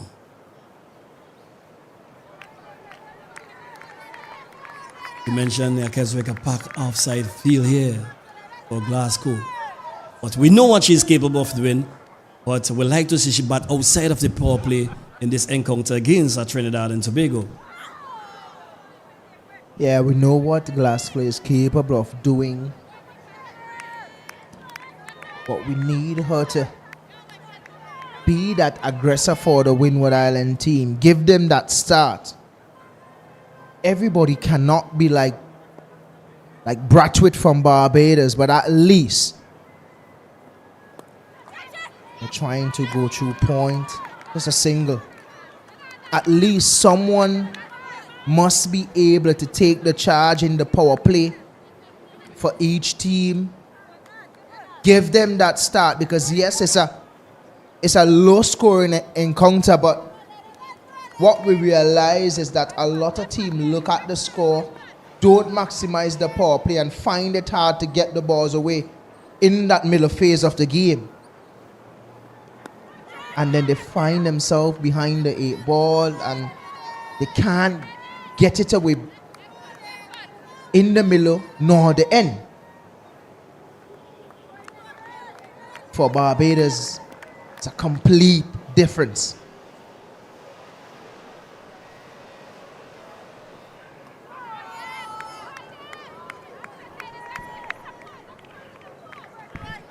This is definitely a welcome back spell from Anisia Mohammed. She need to give them that start.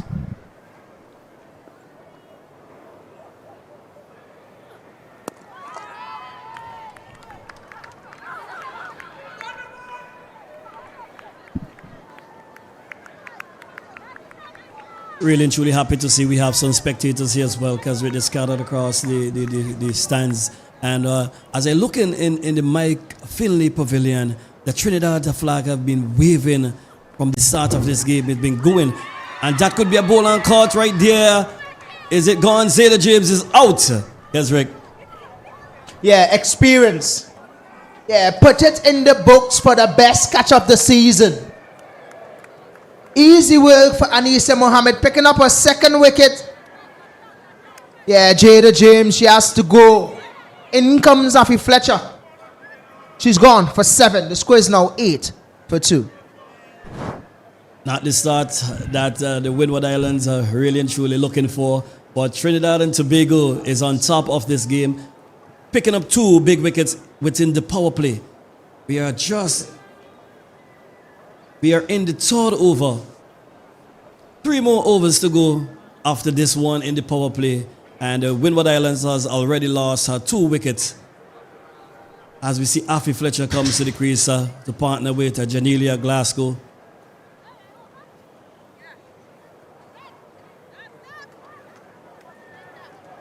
I think there was a plan to bowl to Zayda Kesrick, because I remember, as you rightly said, the skipper for Trinidad and Tobago was a slip, and she keep knocking her leg to say bowl it into her leg, and hence the reason for that bowl on court right there by Anisia Mohammed.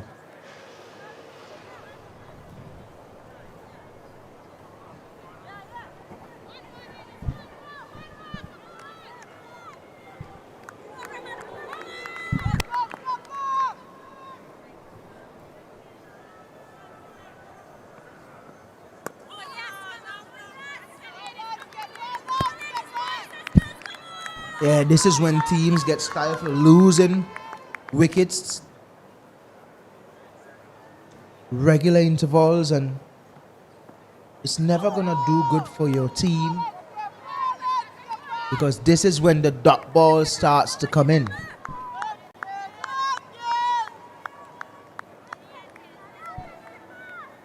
Just remember that the Windward Island bowling team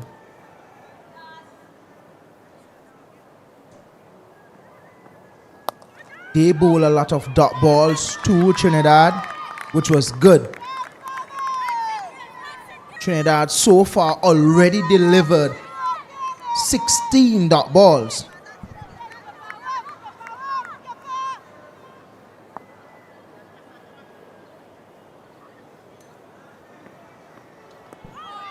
And that's when pressure starts to build.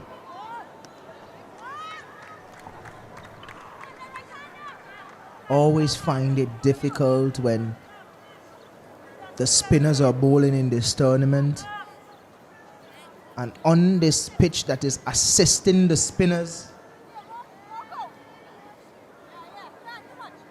almost all the pitches in the Caribbean give you that. On these docile tracks, on this particular one in St. Vincent, yes, the spinners get good bounce and turn, but for fast bowlers, you do get some purchase as well.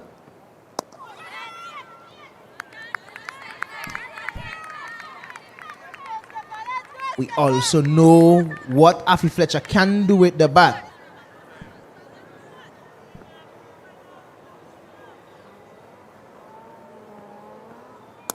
Yeah, this time using the crease well, pulling it out to deep mid wicket. Just a single though. It was hit with a lot of power, so it got to the fielder quite fast. But it's the end of the over. Yeah, the score is now 10 for 2.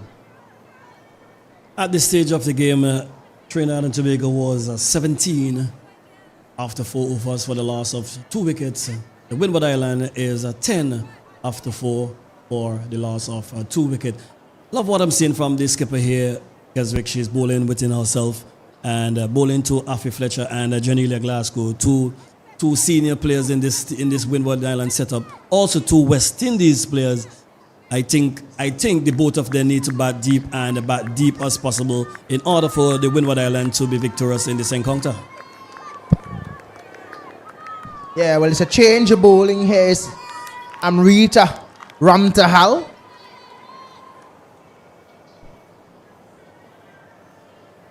A medium pacer, Ramtahal. I tell you what, the form that Afi Fletcher is in, she need to be very meticulous with the line and length, because Afi Fletcher can do that. Yes, she can. Yeah, if they need somebody to score fast, the Windward Islands, definitely gonna be a Afi Fletcher. Scored 100 in the Windward Island tournament, 118 of 64 deliveries or so. Yeah, quick fire 100. And she will continue because she's in good form. So Ramto will have to be very mindful of who she's bowling to. Anything that's in the pitch coming into Afi Fletcher,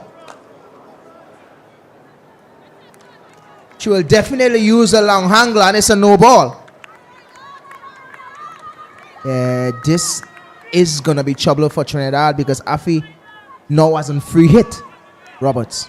Well, Keswick, we are looking at the top scorers for the tournament, just concluded tournament, Windward Island tournament of Janila Glasgow, who came up with most runs of the tournament, and Afi Fletcher was just second behind her. So, as I mentioned before, both batters definitely got to bat and bat deeper for the Windward Islands in order for Windwards to be victorious in this encounter.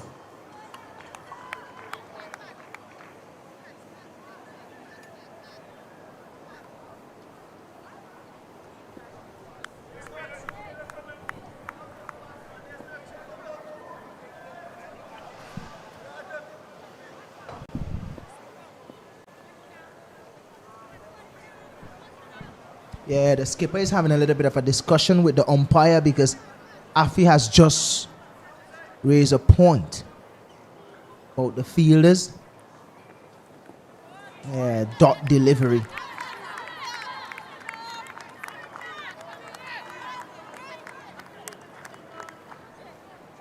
Good going so far from the Trinidadians. Going over number 5. 15 for 2 Windward Islands. I'm a bit surprised that they choose to bowl the pacer. Yeah, because Afi can do that. She can do that. Lining up that Coca-Cola billboard there would only get 2. Yeah, good running from Janila Glasgow.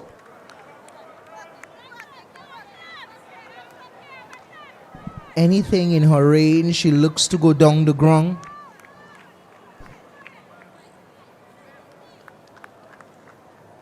If both batters stay there for the next 10 overs or so,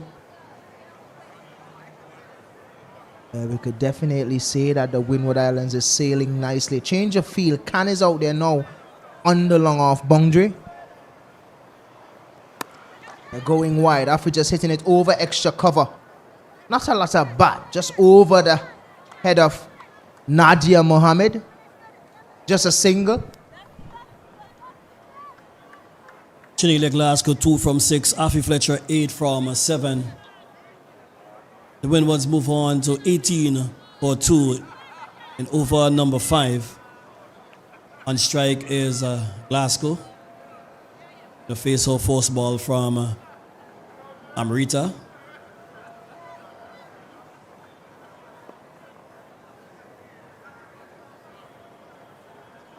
Yeah, full delivery. Hit down the ground. As long as it touched that mat, that Bet Cage Sports mat, it will definitely go into the boundary. Yeah, good shot from Janila Glasser. You cannot bowl those deliveries to her.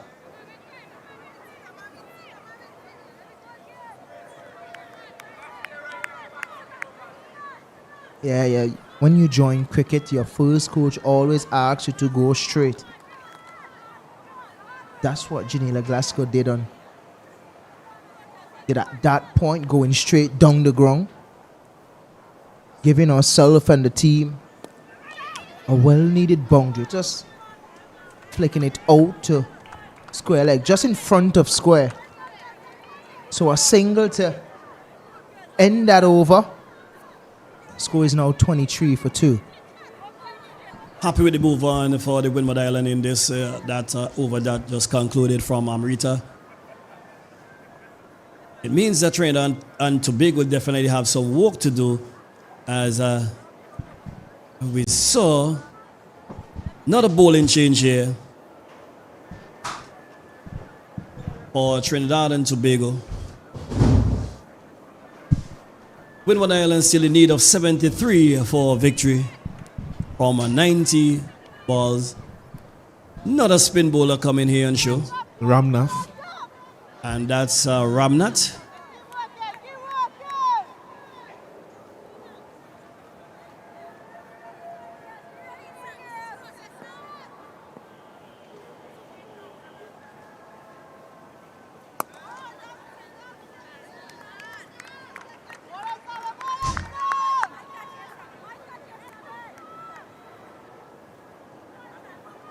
As we saw a dot ball there from Trinidad and Tobago team of Ramnath. Bowling to Glasgow. 2 dot ball in a row. Let's say welcome back to you, Alanson. Thank you, Rajiv.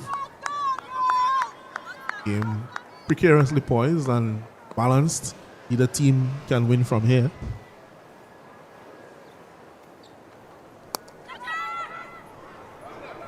Two runs now, it should be to Glasgow. Just punching this one to the cover region. I think once these two are at the crease together, you will see the runs coming, because they do have a range of strokes and are quite aggressive. And they also have the temperament to score big.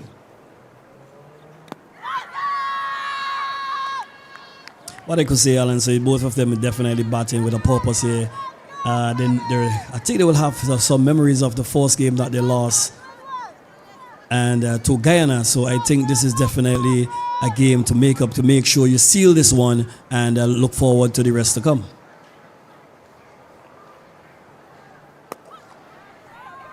So very good delivery there from Ramnath. A Yorker just came down it at the end with Glasgow. Seemed to be a fuller delivery. Seemed as if it would end up at a full toss, but it just dipped the last moment.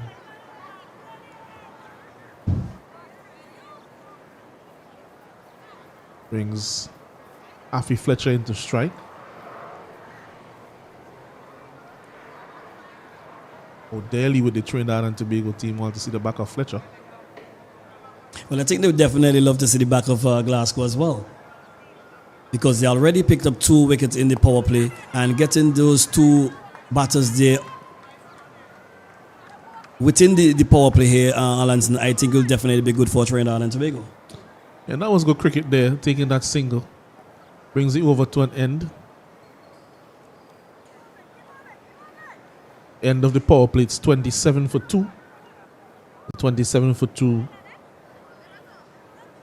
Glasgow is on 10 off 13. Afi Fletcher is on 9 off 8. So the Windward Islands need 69 runs from 84 deliveries. Trinidad and Tobago is going about their business very quickly here at Arnisville Stadium. Windward Islands still in need of around 69 runs from 84 balls if they are to win this encounter against Trinidad and Tobago.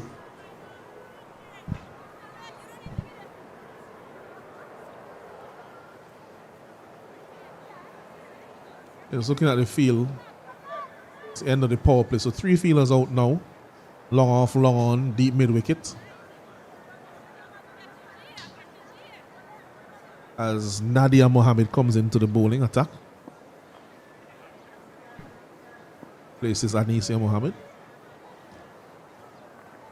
Slow delivery, but that's whipped behind square on the onside for 4 by Afi Fletcher, just to flood that occasion. You could see it coming out almost off the back of the hand. or the side of the hand, but it was just badly lined. What I saw from Afi there, she was definitely waiting for that. Yes, it was well placed. And placement was the most important thing there. So it takes the Windwards up to 31 for 2.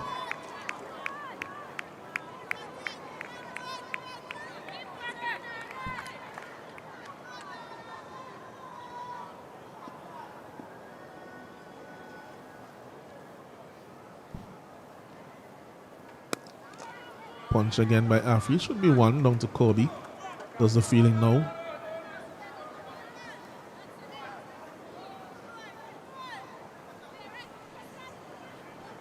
.32 for 2 in the 7th over.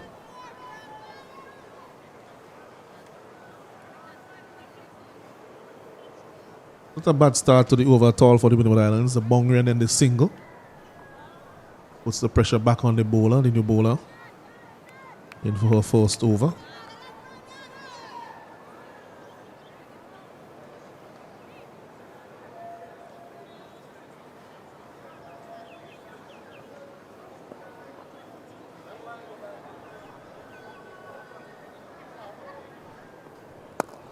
It's driven firmly. Don't think anyone is stopping that. That was hammered to the boundary for 4 by Glasgow. And that's a splendid stroke.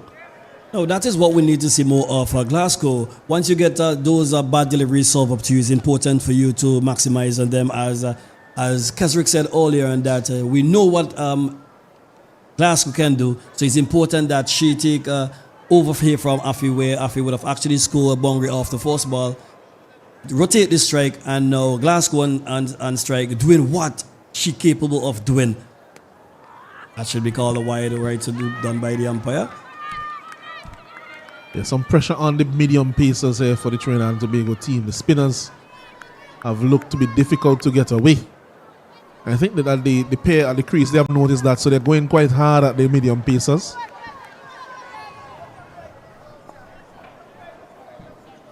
Pressure on Nadia Mohammed in her first over. This one coming off the bottom edge. Almost chopped back onto the stump. Seemed to be a bit of a slow delivery again.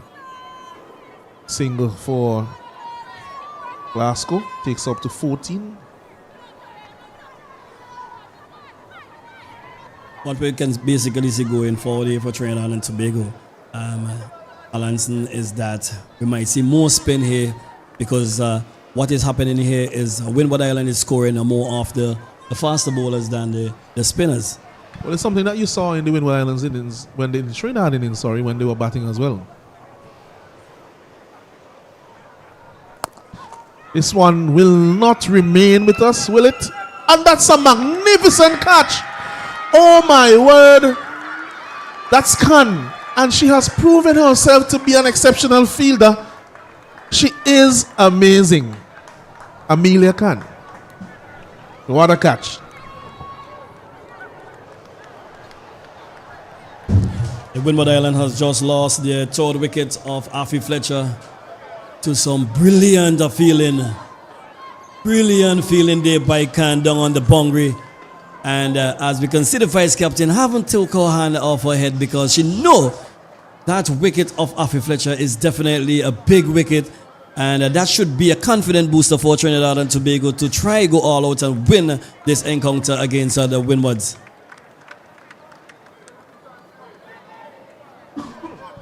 Yeah, just have a little look at that replay.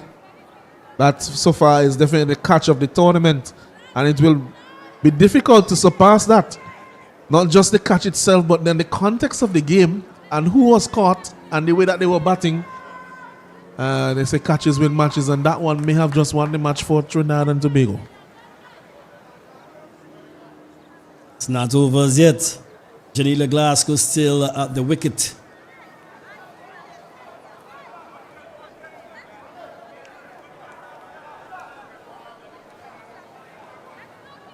Ashleen Edward coming out to join Glasgow. Usually opens the batting.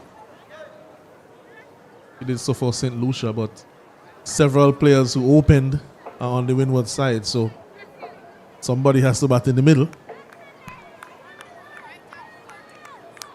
Have you ever opened the batting, Ruffy? Yes, I did. I did back a few years ago when I used to play for my club Asco. Yes, I did. And have my highest score of 77, Kesrick, to be exact. Malanson. All right, I'll take your word for it, for sure, with the 77. Who did that one come against? That would have been a North Windward team with the likes of Denson Hoyt. Okay. Brings an end to the over. At the end of 7 overs, Windwards women, they're 38 for 3. They're in pursuit of a target of 96.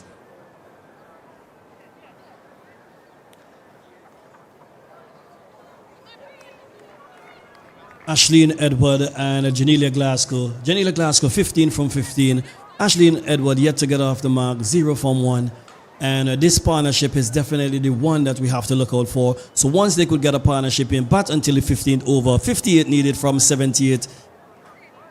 The Windward Islands could definitely see themselves over the line. But as we see spin back from the backway end here of... as it looks like Brianna Haricharan. This is going to be a very interesting spell based on the way she bowled against Barbados. A very accurate spinner. Mixed her pace up very well as well.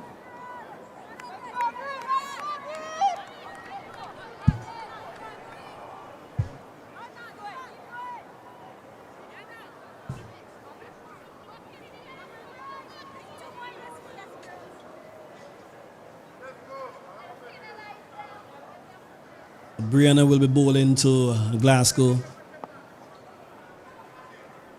The 8th over.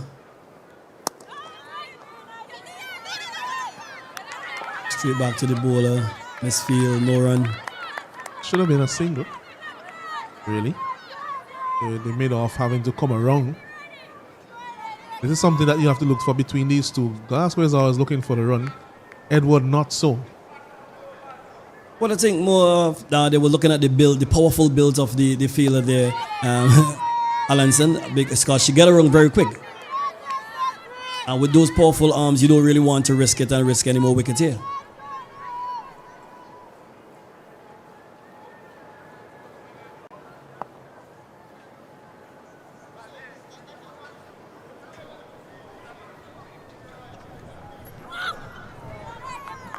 Beaten outside the off stump.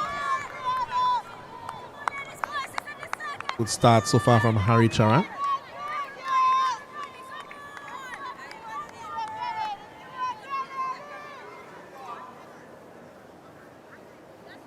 The question is, who's going to be the Kirby for the Windward Island? With the score on 38 for 3 in the 8th over.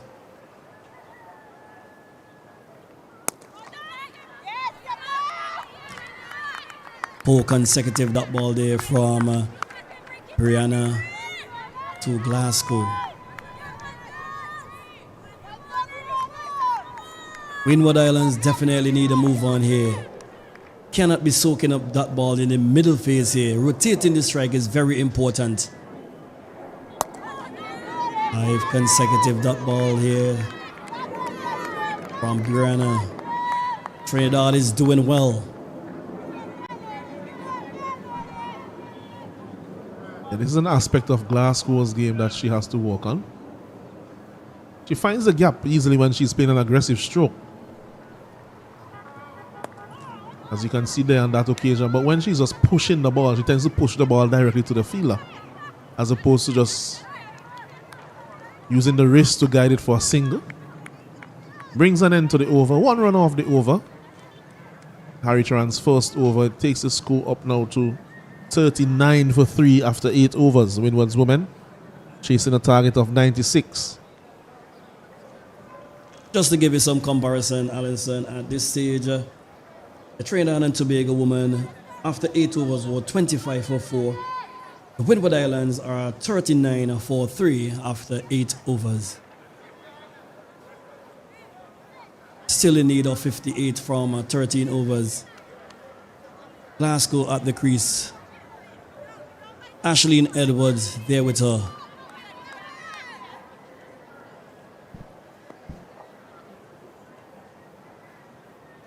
Ramnath continues. Oh, that's a bit sloppy there from the skipper, Ramarak. Gives away the single.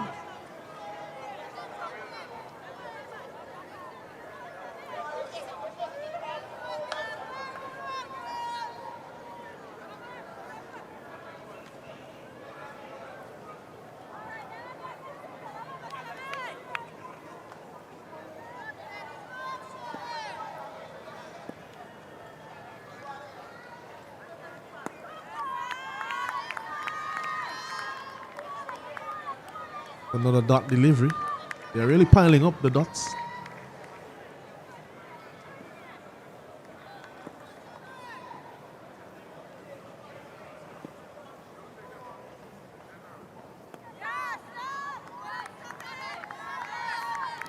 Well, ball there from Ramnath. Seemed to see Edward shaping to advance down the pitch. Ball it wide. Edward not off the mark as yet. 0 from her, 3 deliveries. She will get off the mark now, and this ball could definitely run close to the boundary. Will just be pulled back inside. Is that a ball? Will definitely have a boundary track here, and yes, it's signaled by the fielder Nadia Mohammed. I think initially it was pulled back, but then the second contact was when the fielder was over the boundary. that's definitely an important boundary for the Windward Island and Edward as well. It's just having a look here at the replay. As ball slows right up.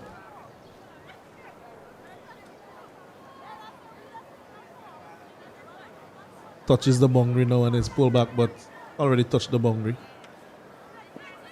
And then it comes into contact with Mohammed. Already signal 4, so we could continue.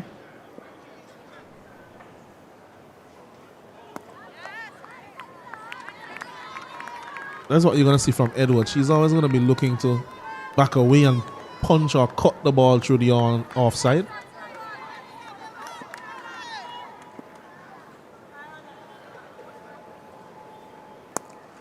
Once she tugs it to the fielder long on for a single. 45 for 3 after 9 overs. The Windward Islands going at 5 runs and over, which is what they need to do in order to overhaul the total. They need another 51 from 11. Well, this is definitely good going from the Windward Islands. We know Trinidad and Tobago definitely score a lot of their runs in the final 10 overs of their innings. And scoring at 5 runs per over, only chasing 96. Alanson, I think if they bat the way they are batting now, they could definitely get over the line.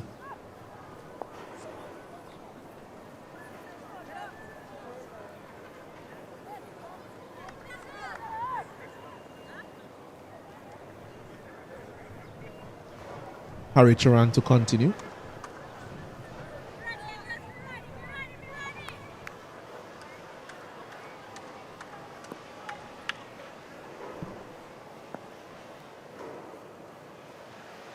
A full delivery, and that one is dispatched for 4.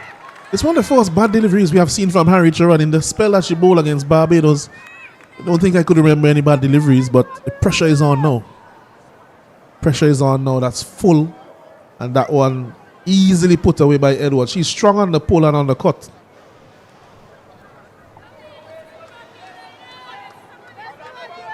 Well, as we've seen, the question have been asked about the wayside no ball. And but it is 4 runs to Edward, and she's doing it in boundaries. She's now 9 from 7, 2 boundaries to her name.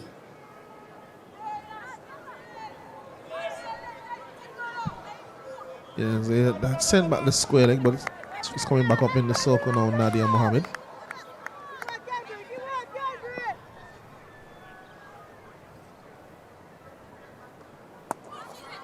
A better delivery. Perhaps more on the line and the length that she was aiming for on the previous one, but just over-tossed it. Came a full toss. 47 needed for Windward Island for victory. using her feet, but hits it too firmly to Kobe. But off the ricochet, they're gonna get a single.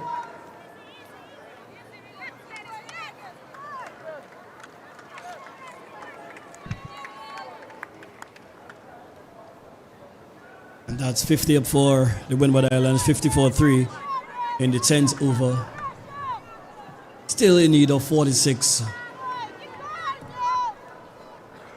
7 wickets in hand. Batting is Janita Glasgow, 17 from 22.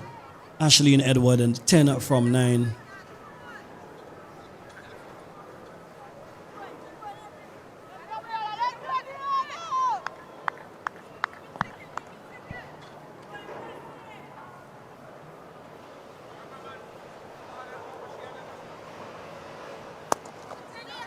Punched firmly by Glasgow, but no run, fielded by Kobe. They're not going to challenge her arm for sure. Has a strong arm, and we saw a couple of deliveries ago a straight arm as well.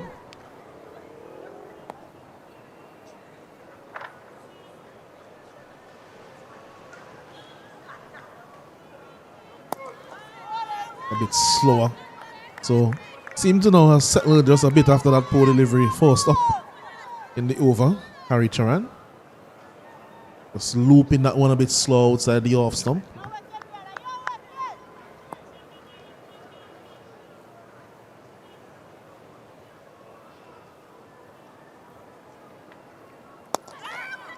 Chipped. Misfield there by Mohammed. We'll be disappointed with that. Gives away a single. So 6 runs from the over. The Windward Islands chasing a target of 96. They are now 51 for 3 after 10 overs. As the players take drinks, we'll just have a short break here and be back when there's live action.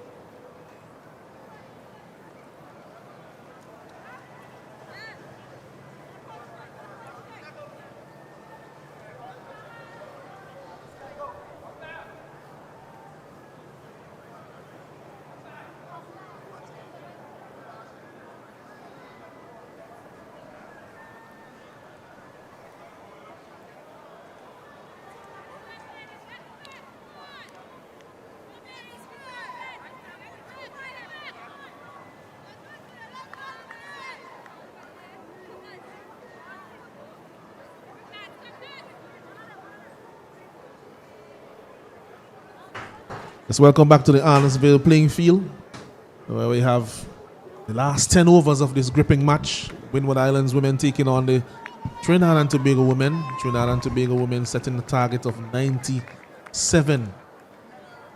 96. The Windward Islands need 45 more from 10 overs. And with me here, Alanson Crookshank in the commentary box is Keswick Williams as Anisha Mohammed comes back into the bowling attack.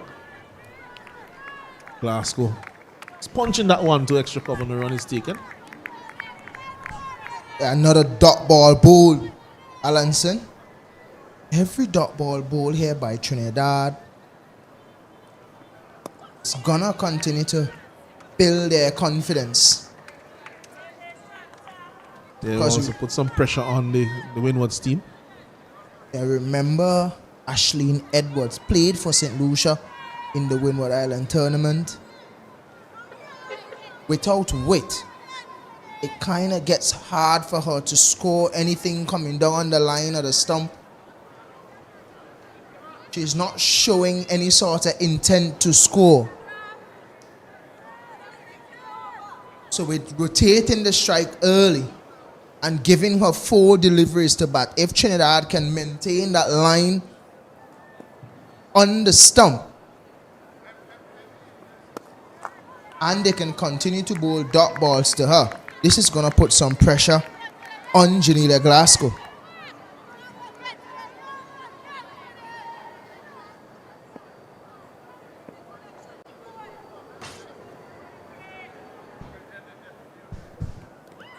Looking to cut again, chops it on.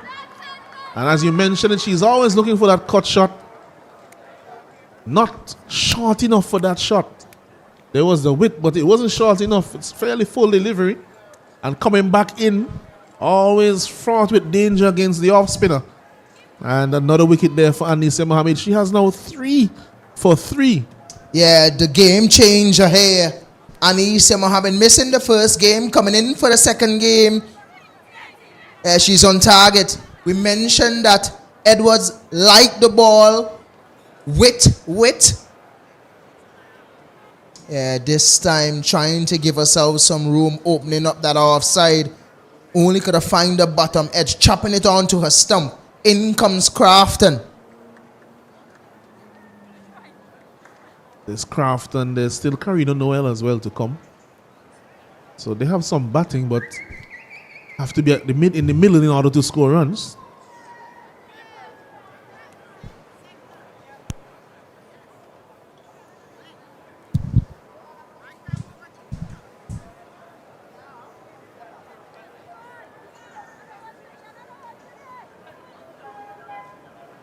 Well, Nerissa Crafton, she's one of those players that likes the ball on her bat as well. She played for St. Lucia.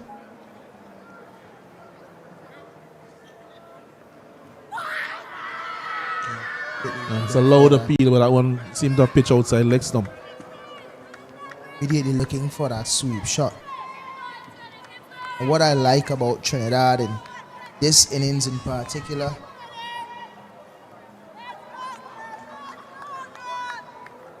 they're going to that 6-3 field. Yeah, you cannot have the 6-3 and then go on the line of the leg stump. This may run away to the boundary for 4. Yeah, pulling it back just in front. Skipper. Yeah, definitely good running. Getting 3 there, Windwards. These two will be probably the fastest and the fittest of the Windward Islands batters. Showing that there on that occasion. Taking 3 runs. It's not a long boundary, so it's good going to get 3 runs there. They're maintaining the 6-3 field. Bowling well to it. Every now and again, it's sort of straight down the leg side, but a dot to finish things off. The score is now 56 for 4. 56 for 4, the Windward Islands women of 11 overs, needing another 40 from 9 overs 4.44 runs and over required. So the run rate that's needed is not exorbitant, but having lost 4 wickets already, sure the Windward Islands would want these two to put a partnership together, while Brianna Harricharan would want to get back to her wicket-taking ways that she had in the first game to put Trinidad really in the driver's seat in this game.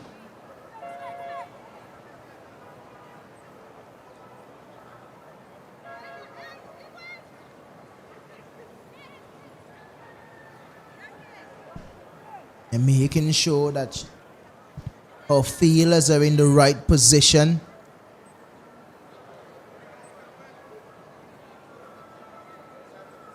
Harricharan with ball in hand.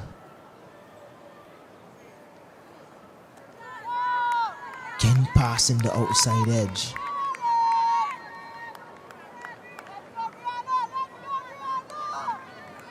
Three fielders back on the leg side boundary, long on mid wicket, deep square leg.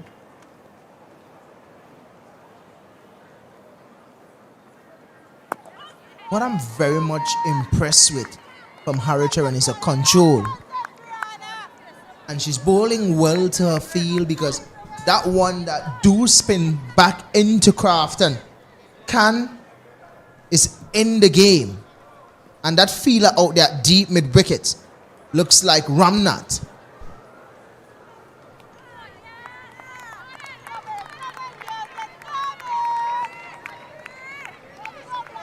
Alexander is out there on the deep square leg boundary. This is a third dot ball in the over. Dots is always going to create pressure.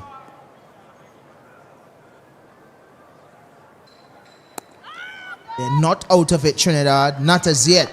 Anissa still have 1 over to go. She is creating some problems. Full of experience is Anissa Mohammed. And young Harricharan creating some problems again. Continue to bowl her dots. Spreading the field. Look at that, Alan. So they're spreading the field now. Everybody who is in the circle is sort of just coming back on the edge of the circle, apart from the skipper, who is still in a catching position. Yes, looking to keep Glasgow off the strike. It's another dot ball, so it's a maiden delivered there by Harricharan in her third over. And Crafton just looks to be struggling just a little bit in terms of timing the ball and even picking them up.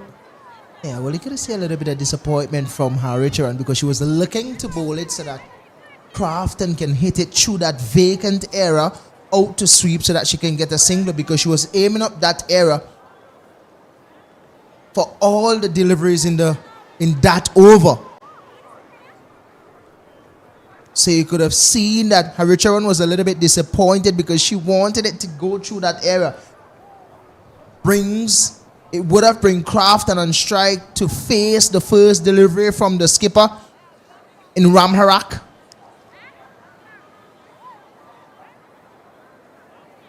She herself is bowling a good over. 2 overs so far, just 8 runs.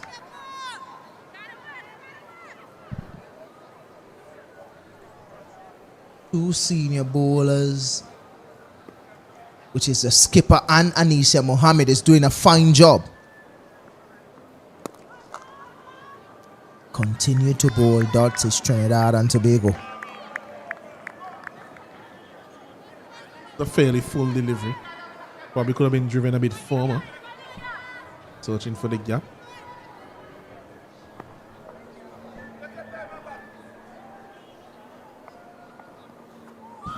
And turn on that one.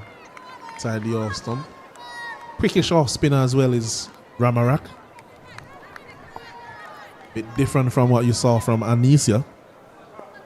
Her approach and her pace.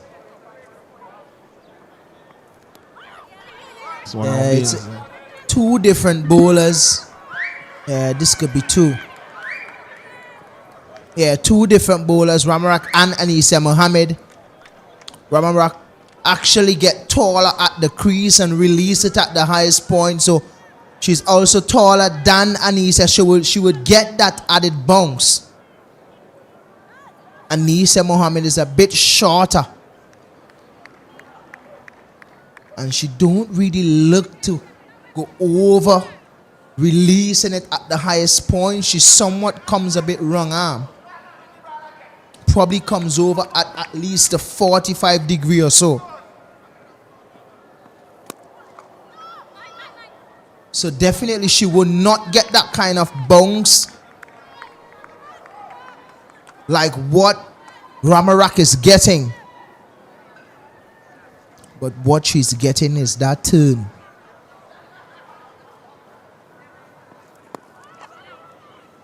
It's a bit more side spin from the action of Mohammed. It's one more delivery left in this over Keswick. Another sedate over.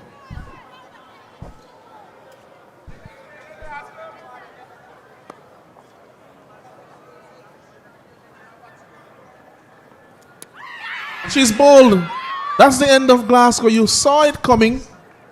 You saw it coming. That one just going on with the arm. Non-turning delivery. Glasgow, I think, had put herself under pressure by all those dot deliveries. Yeah, putting herself under pressure. It's been dot for Trinidad and Tobago. And that delivery was delivered from a bit wider from the skipper. So coming in with the angle, Janila Glasgow looking to access the offside. Yeah, but that one kept low as well. Yeah, she has to go though. She's gone for 21. The score is now 58-5.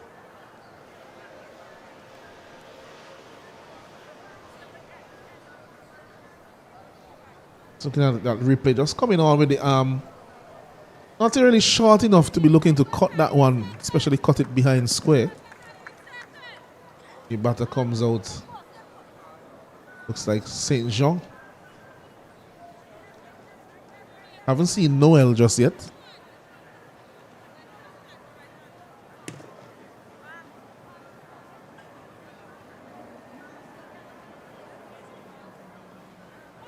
And we'll have a change in bowling. Leanne Kirby coming into the bowling attack. One of your favorites, Keswick.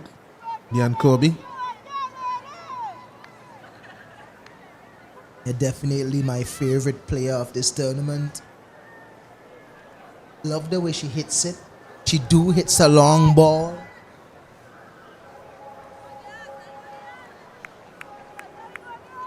I like what she usually do just before she bowl. That little finger spin. Yeah, I love that. I love that, Allenson.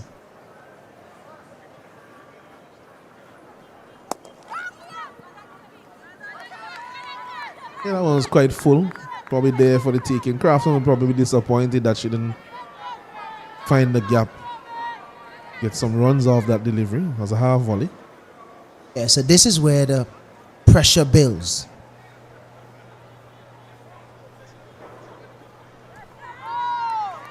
When you have two new batters at the crease, Kirby is no way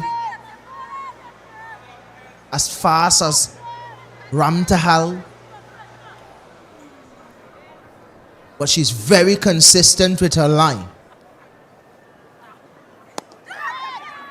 That's what I'm talking about. Finding the edges, Kirby. Almost getting it to Anissa Mohammed, who is in a catching position. Just think the fact that the skipper is at mid-off. Probably Anissa Mohammed could come on the square to look for that catch.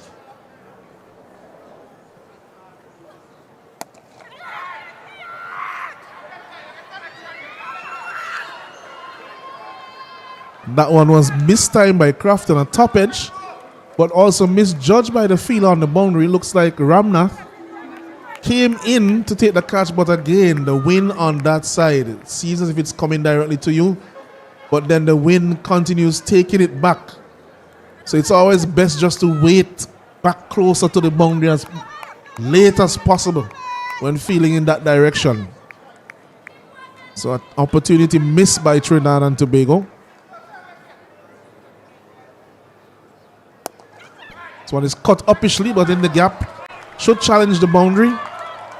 Gets there now, so that's 4 more runs to Crafton. So that little bit of luck may be all that she needs to get some impetus into her innings, Crafton. Yeah, really should have been a catch again. They'll get into for another boundary. So it's back-to-back boundaries now for Crafton. I think it should have been an opportunity for a catch. And you mentioned that an innings ago when Janila Glasgow took that catch out there on the boundary of Kirby, understanding the ground. This one is wow, it's not called a wide. Seemed pretty close to me. With the benefit of the going towards the bowler on that occasion. That's the end of over number 14's. Windwards there 66 for 5. They still need another 30 runs. While Trinidad and Tobago would want to take another 5 wickets, or at least restrict them to below those 30 runs in the next 3 overs.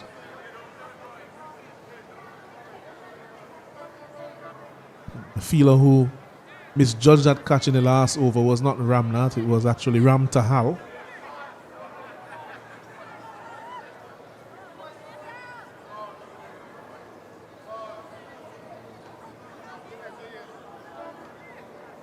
You see changes to the field.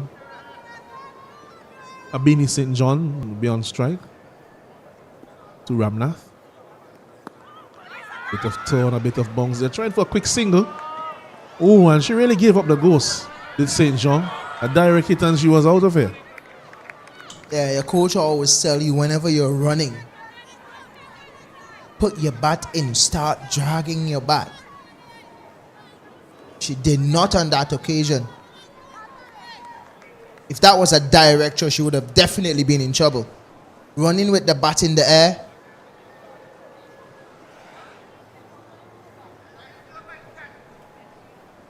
Trinidad is not out of it as yet.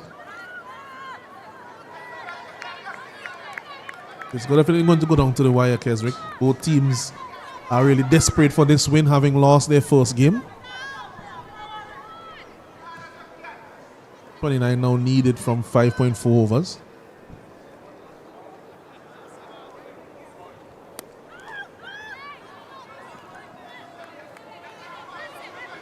Another dot delivery.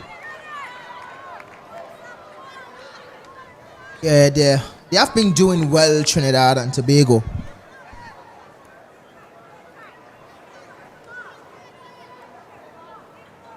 $57 dots already. Yeah, this could be close. This could be close. And she knows it. Ramnath knows it. Going across the line, Crafton. A fuller delivery. Yeah, the spin is doing the trick for Trinidad. No doubts at all. Yeah, she's dead. She has to go. Yeah, I think once she missed it, she recognized that. It's just a matter of time for the umpire's hand to go up to signal that that was out. Looks like Noel will come to the crease now. Even though they're 6 down, Noel is quite a capable batter. Coming in all the way down at number 8. Arena Noel was exceptional with the ball today. So maybe it's an opportunity for her to put her hand up with a good all-round performance to get her team over the line. It would not be easy. Trinidad and Tobago women, they are sniffing some blood on the pitch, so to speak, or blood in the waters.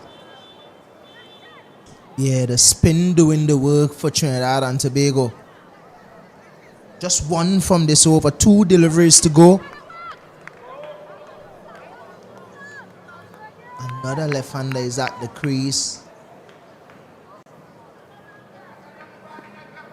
So looking at things, I'm just wondering why they have removed the feeler from short third man and putting her at fine leg.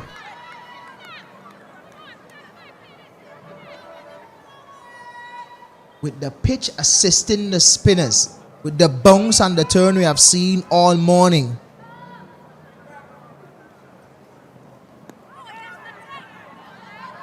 mark is Noel. John just a bit labored in getting through for that single. So at the end of 15 overs, Windward Islands women, they are 68 for 6 in pursuit of a target of 96.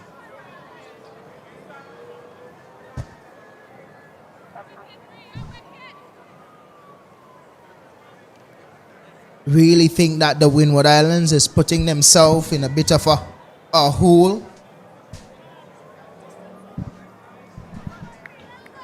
Should have been in a better position, Windward Islands. But Trinidad is honestly playing I'll say better cricket now, because you can see the amount of spin that they're using on this surface that assists the spin bowlers.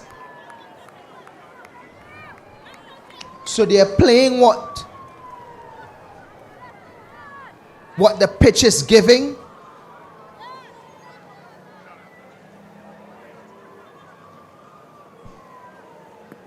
And they are packed with a lot of spinners, and Brianna Haricharan is back. Yeah, this could be close. A direct hit from Anisa Mohammed. Yeah, she's home. Just find that Abini St. John is not really pushing through. Yeah, just looking at where most of the singles that Windwards is getting is mostly just in front of point, and there's that point fielder is still on the 30-yard circle. So I think this is a job for someone like the experienced Mohammed. The captain should realize that, look, they are getting singles just in front of point. Look at it again. The fielder is outside the 30-yard circle. Yeah, they're picking off easy singles here now with Windwards.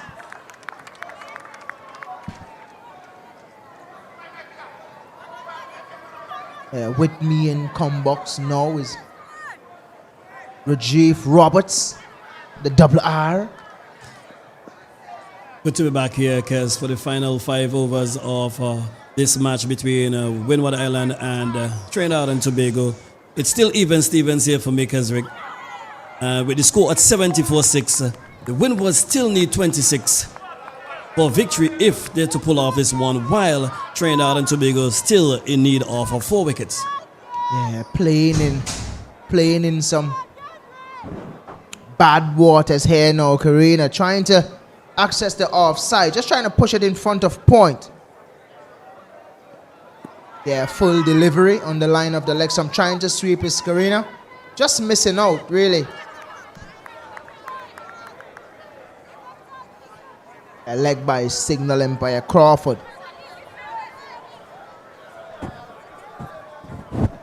While singles is important as well, Kesrick, what the Windward Islands need here is at least a boundary or 2. Because with the required run rate here, they're still in need of 29, that's 25 from the final 4 overs. They will definitely need a boundary here, Kesrick. A nice move from Alexander there at point, just in front of point she is. So she's the one that is pressuring that single. Feel that backward point is Ramnath. I like this now. Pressuring that single is Alexander.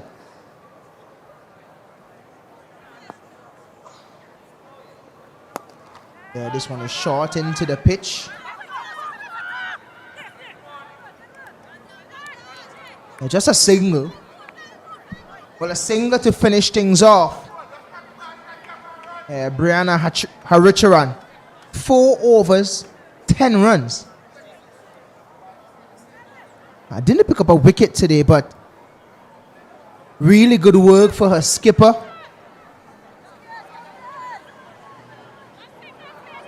4 overs to go.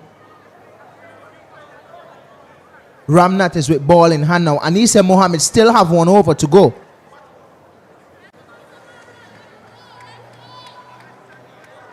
So this is the last over for Samara Ramnath. Just 12 runs from her 4 overs.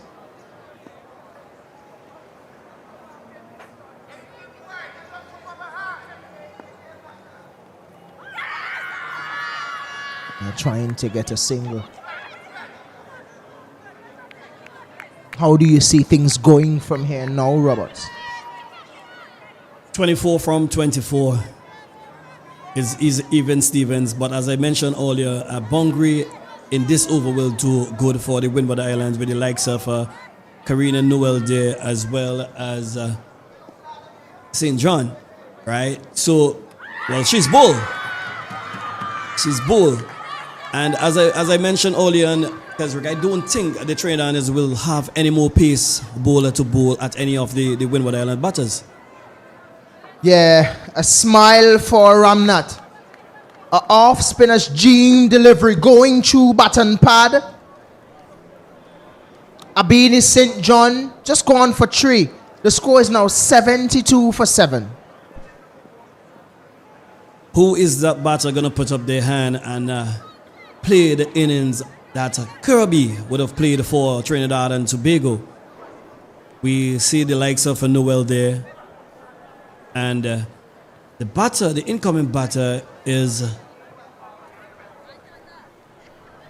Gilbert. We haven't seen her in the first game with bat in hand. We haven't seen her throughout the tournament with ball in hand. And this will be her first outing against Trinidad and Tobago with bat in hand. Still at the crease with her is Noel.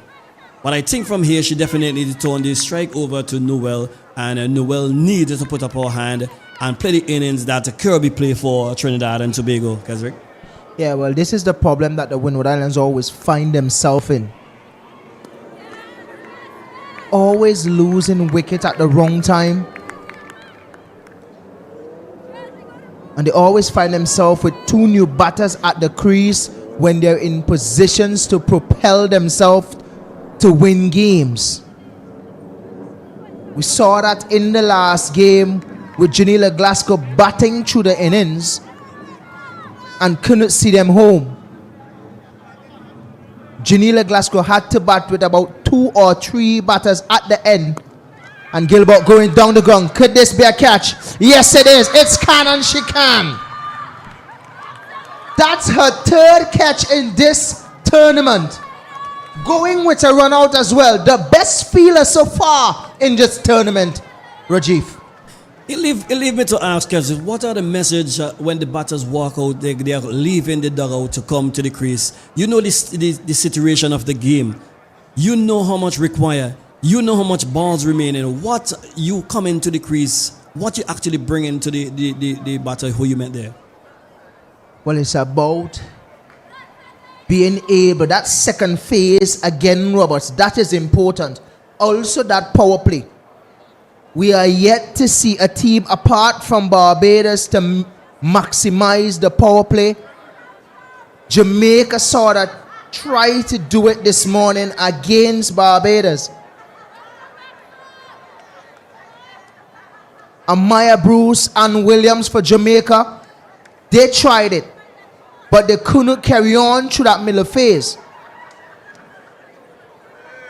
Brathwaite making 38 today off 16, giving that quick fire start to Barbados, and then the batters in the middle kept rotating the strike so they don't have to do the big hits through that middle phase. And that is why Barbados is cruising home to victory. 2 wins on a trot. Windward Islands, on the other hand, not maximizing the power play and then losing wickets in the middle. We mentioned before this game that Trinidad is definitely going to give you a diet of spin.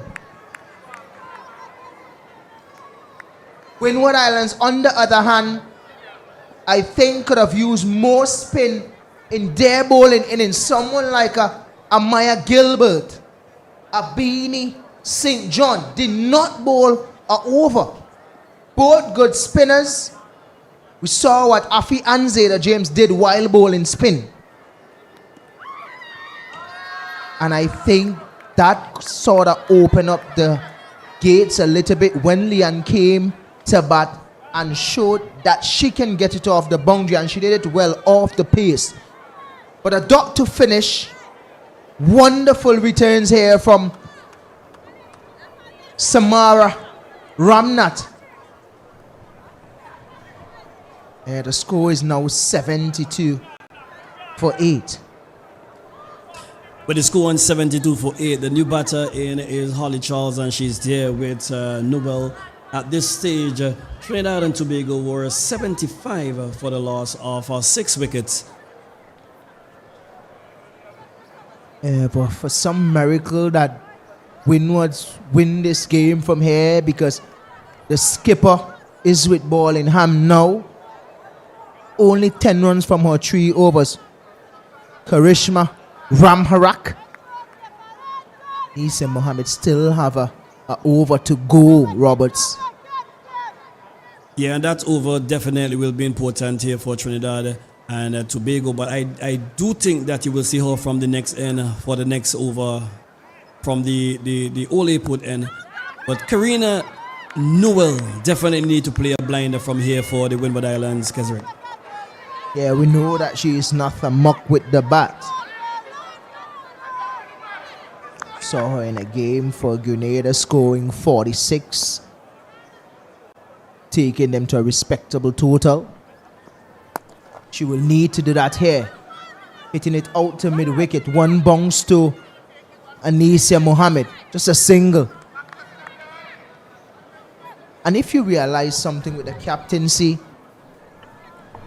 of Karishma Ramharak, she's using her field as well. Every time a right-hander, left-hander is on strike, it's a must. She's always using that deep mid-wicket, that long on, and that deep square leg fielder. A packed offside field. Yeah, those two fielders in a catching position. Kirby is down there long on, straightish long on, and there's a silly mid-on and a mid-on. Really good field setting, because those are the areas that these females would aim at. Going through mid-wicket, it is the easiest area to aim at as a female because of the way how they put that bottom hand into the bat. So a lot of bottom hand into their shots, tugging it through that mid-on, mid-wicket area. Yeah, same thing again for Karina.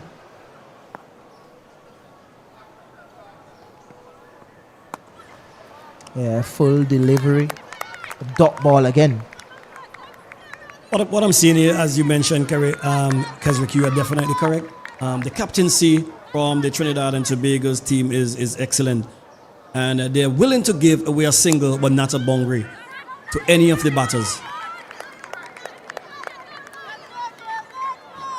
Yeah, you can see that, and they want certain batters on strike too, because even from, look at that, even from the last 4 overs, the last delivery, they want Karina Noel on strike because she's not hitting the ball. Yeah, looking to spread the field and finding the edge. Is it a drop catch? This is unbelievable.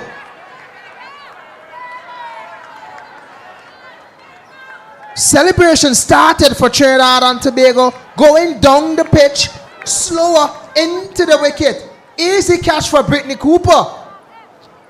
Oh no, it's the first time I've ever seen something like this, Roberts. The easiest of catches spilled from the wicketkeeper of Trinidad and Tobago, Brittany Cooper. That would have been the 9th wicket down for the Windward Islands, but unfortunately it's 74 for 8. Still in need of 22 from the final 12 deliveries. I am certain, Kesrick, that we might be seeing a super over here with with this encounter between the Windward Islands and Trinidad and Tobago. Still in need of 11 runs per over. Anisia Mohammed back with ball in hand for her final over. Will be bowling to Holly Charles, who is on 3. That should be 1 from 3, and Karina Noel 3 from 10.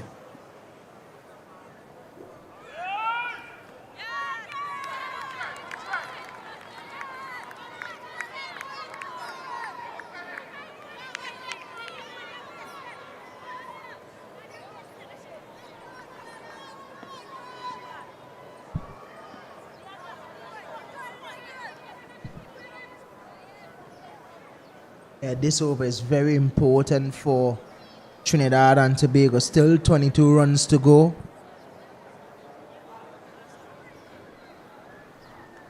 Packed offside field. So it's long on, long off. Deep mid-wicket and square leg. Clearing that front leg is Holly Charles, trying to hit it through that offside region, just through cover. Just finding the edge. Another dot delivery.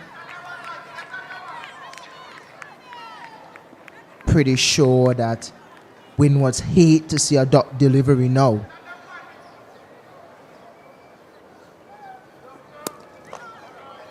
Yeah, full delivery. Hitting it back to Anisa Mohammed. A drop catch from her. Not something that we've been accustomed to with Anisa Mohammed. Normally a good fielder. Yeah, regulation, catch that.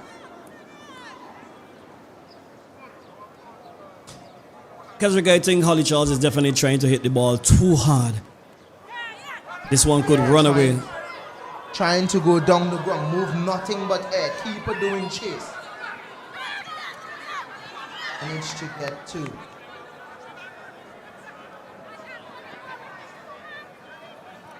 So they're really tightening the screws here, Trinidad and Tobago.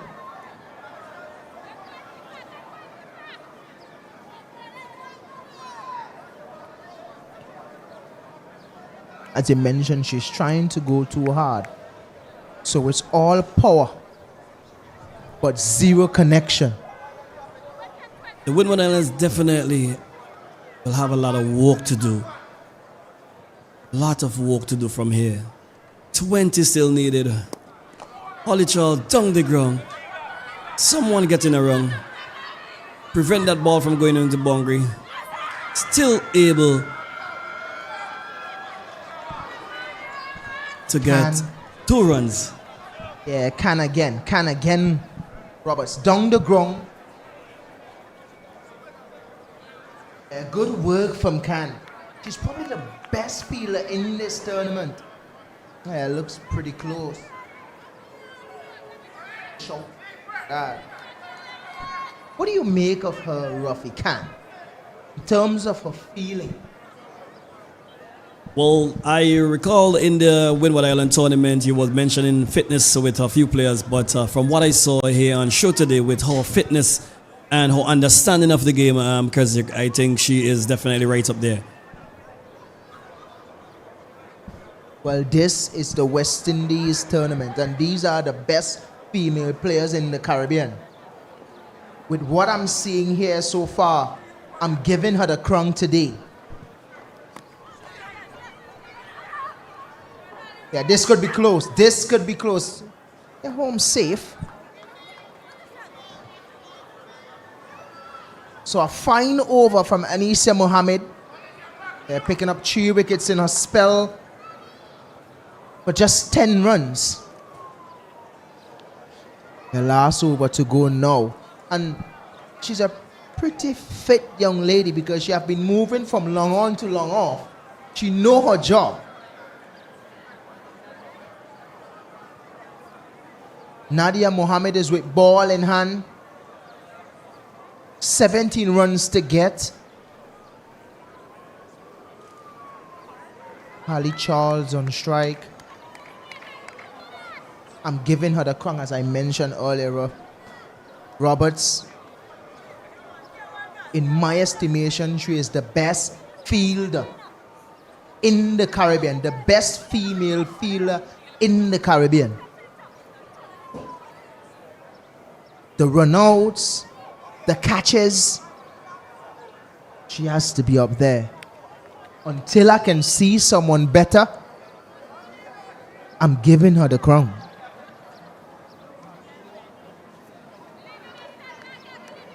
Agreed. 79 for 8, 17 more runs needed off the final over. And what I observe here, because the conversation between both batters for this final over, it means that Holly Charles, who's going to be on strike, is probably out for some business here and in the final over. Can we see some? Do you think we will see some fireworks in the final over? Well, they have to try to get boundaries here now, Roberts, because this is all they need to try to win this game. Nadia Mohammed is with ball in hand, just 1 over, picked up a wicket for 11 runs. In the last game, she did bowl pretty well. Yeah, I'm not surprised that they probably changed from Nadia Mohammed to Leanne Kirby. Really good with her slower balls. So they need to have that field at deep mid-wicket for Holly Charles.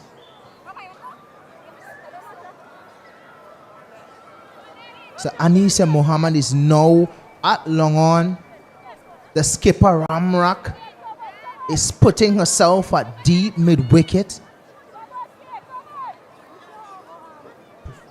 Some position. What I've seen from her from the last now today. Not to take a page out of her book. Wrong the field, moving from long on to on. The known boundary rider for Trinidad.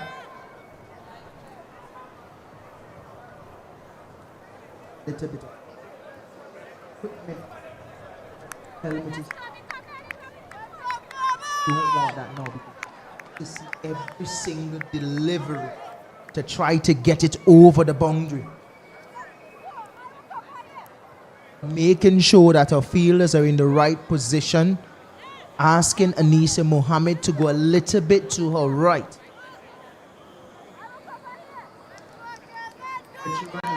There, there's a long on, but it's a bit straight. And a mid on. Holly Charles looking to go big. Only thing she moved was air. Leanne Kirby. Leanne Kirby is in the wickets as always. Well, with bat in hand, Kesrick, on her innings that she played for the Trinidad and Tobago team to get them to that total that they're about to defend here at Arnisvale Stadium, I think it's just fair that you definitely give her that final over of a confident booster, because she would have basically the one who started the runs increase in the final 10 overs of the Trinidad and Tobago batting. Yeah, fitted person to bowl that last over. Selena Ross is at the crease with 17 runs to go.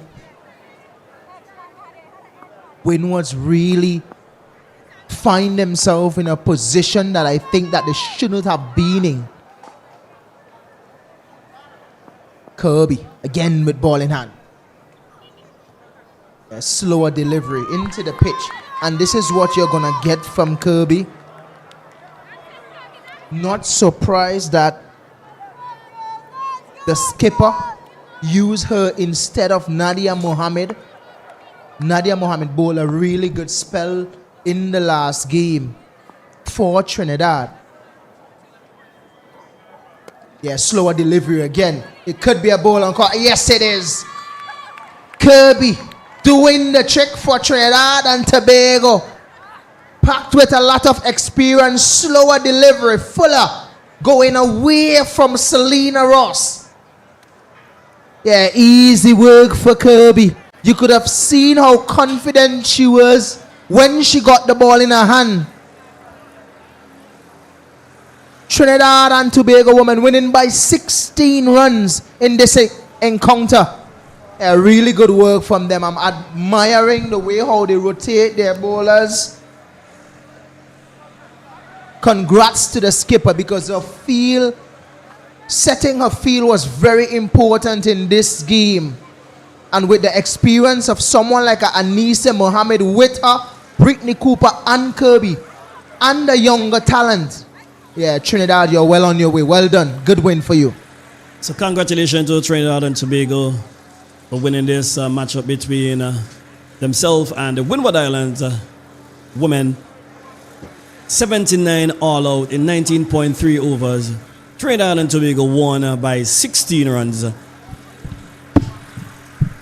And remember, we're going to be back here from 7 p.m. tonight for our third matchup in today's edition of the CWI Women's T20 plays right here at Arnisville Stadium.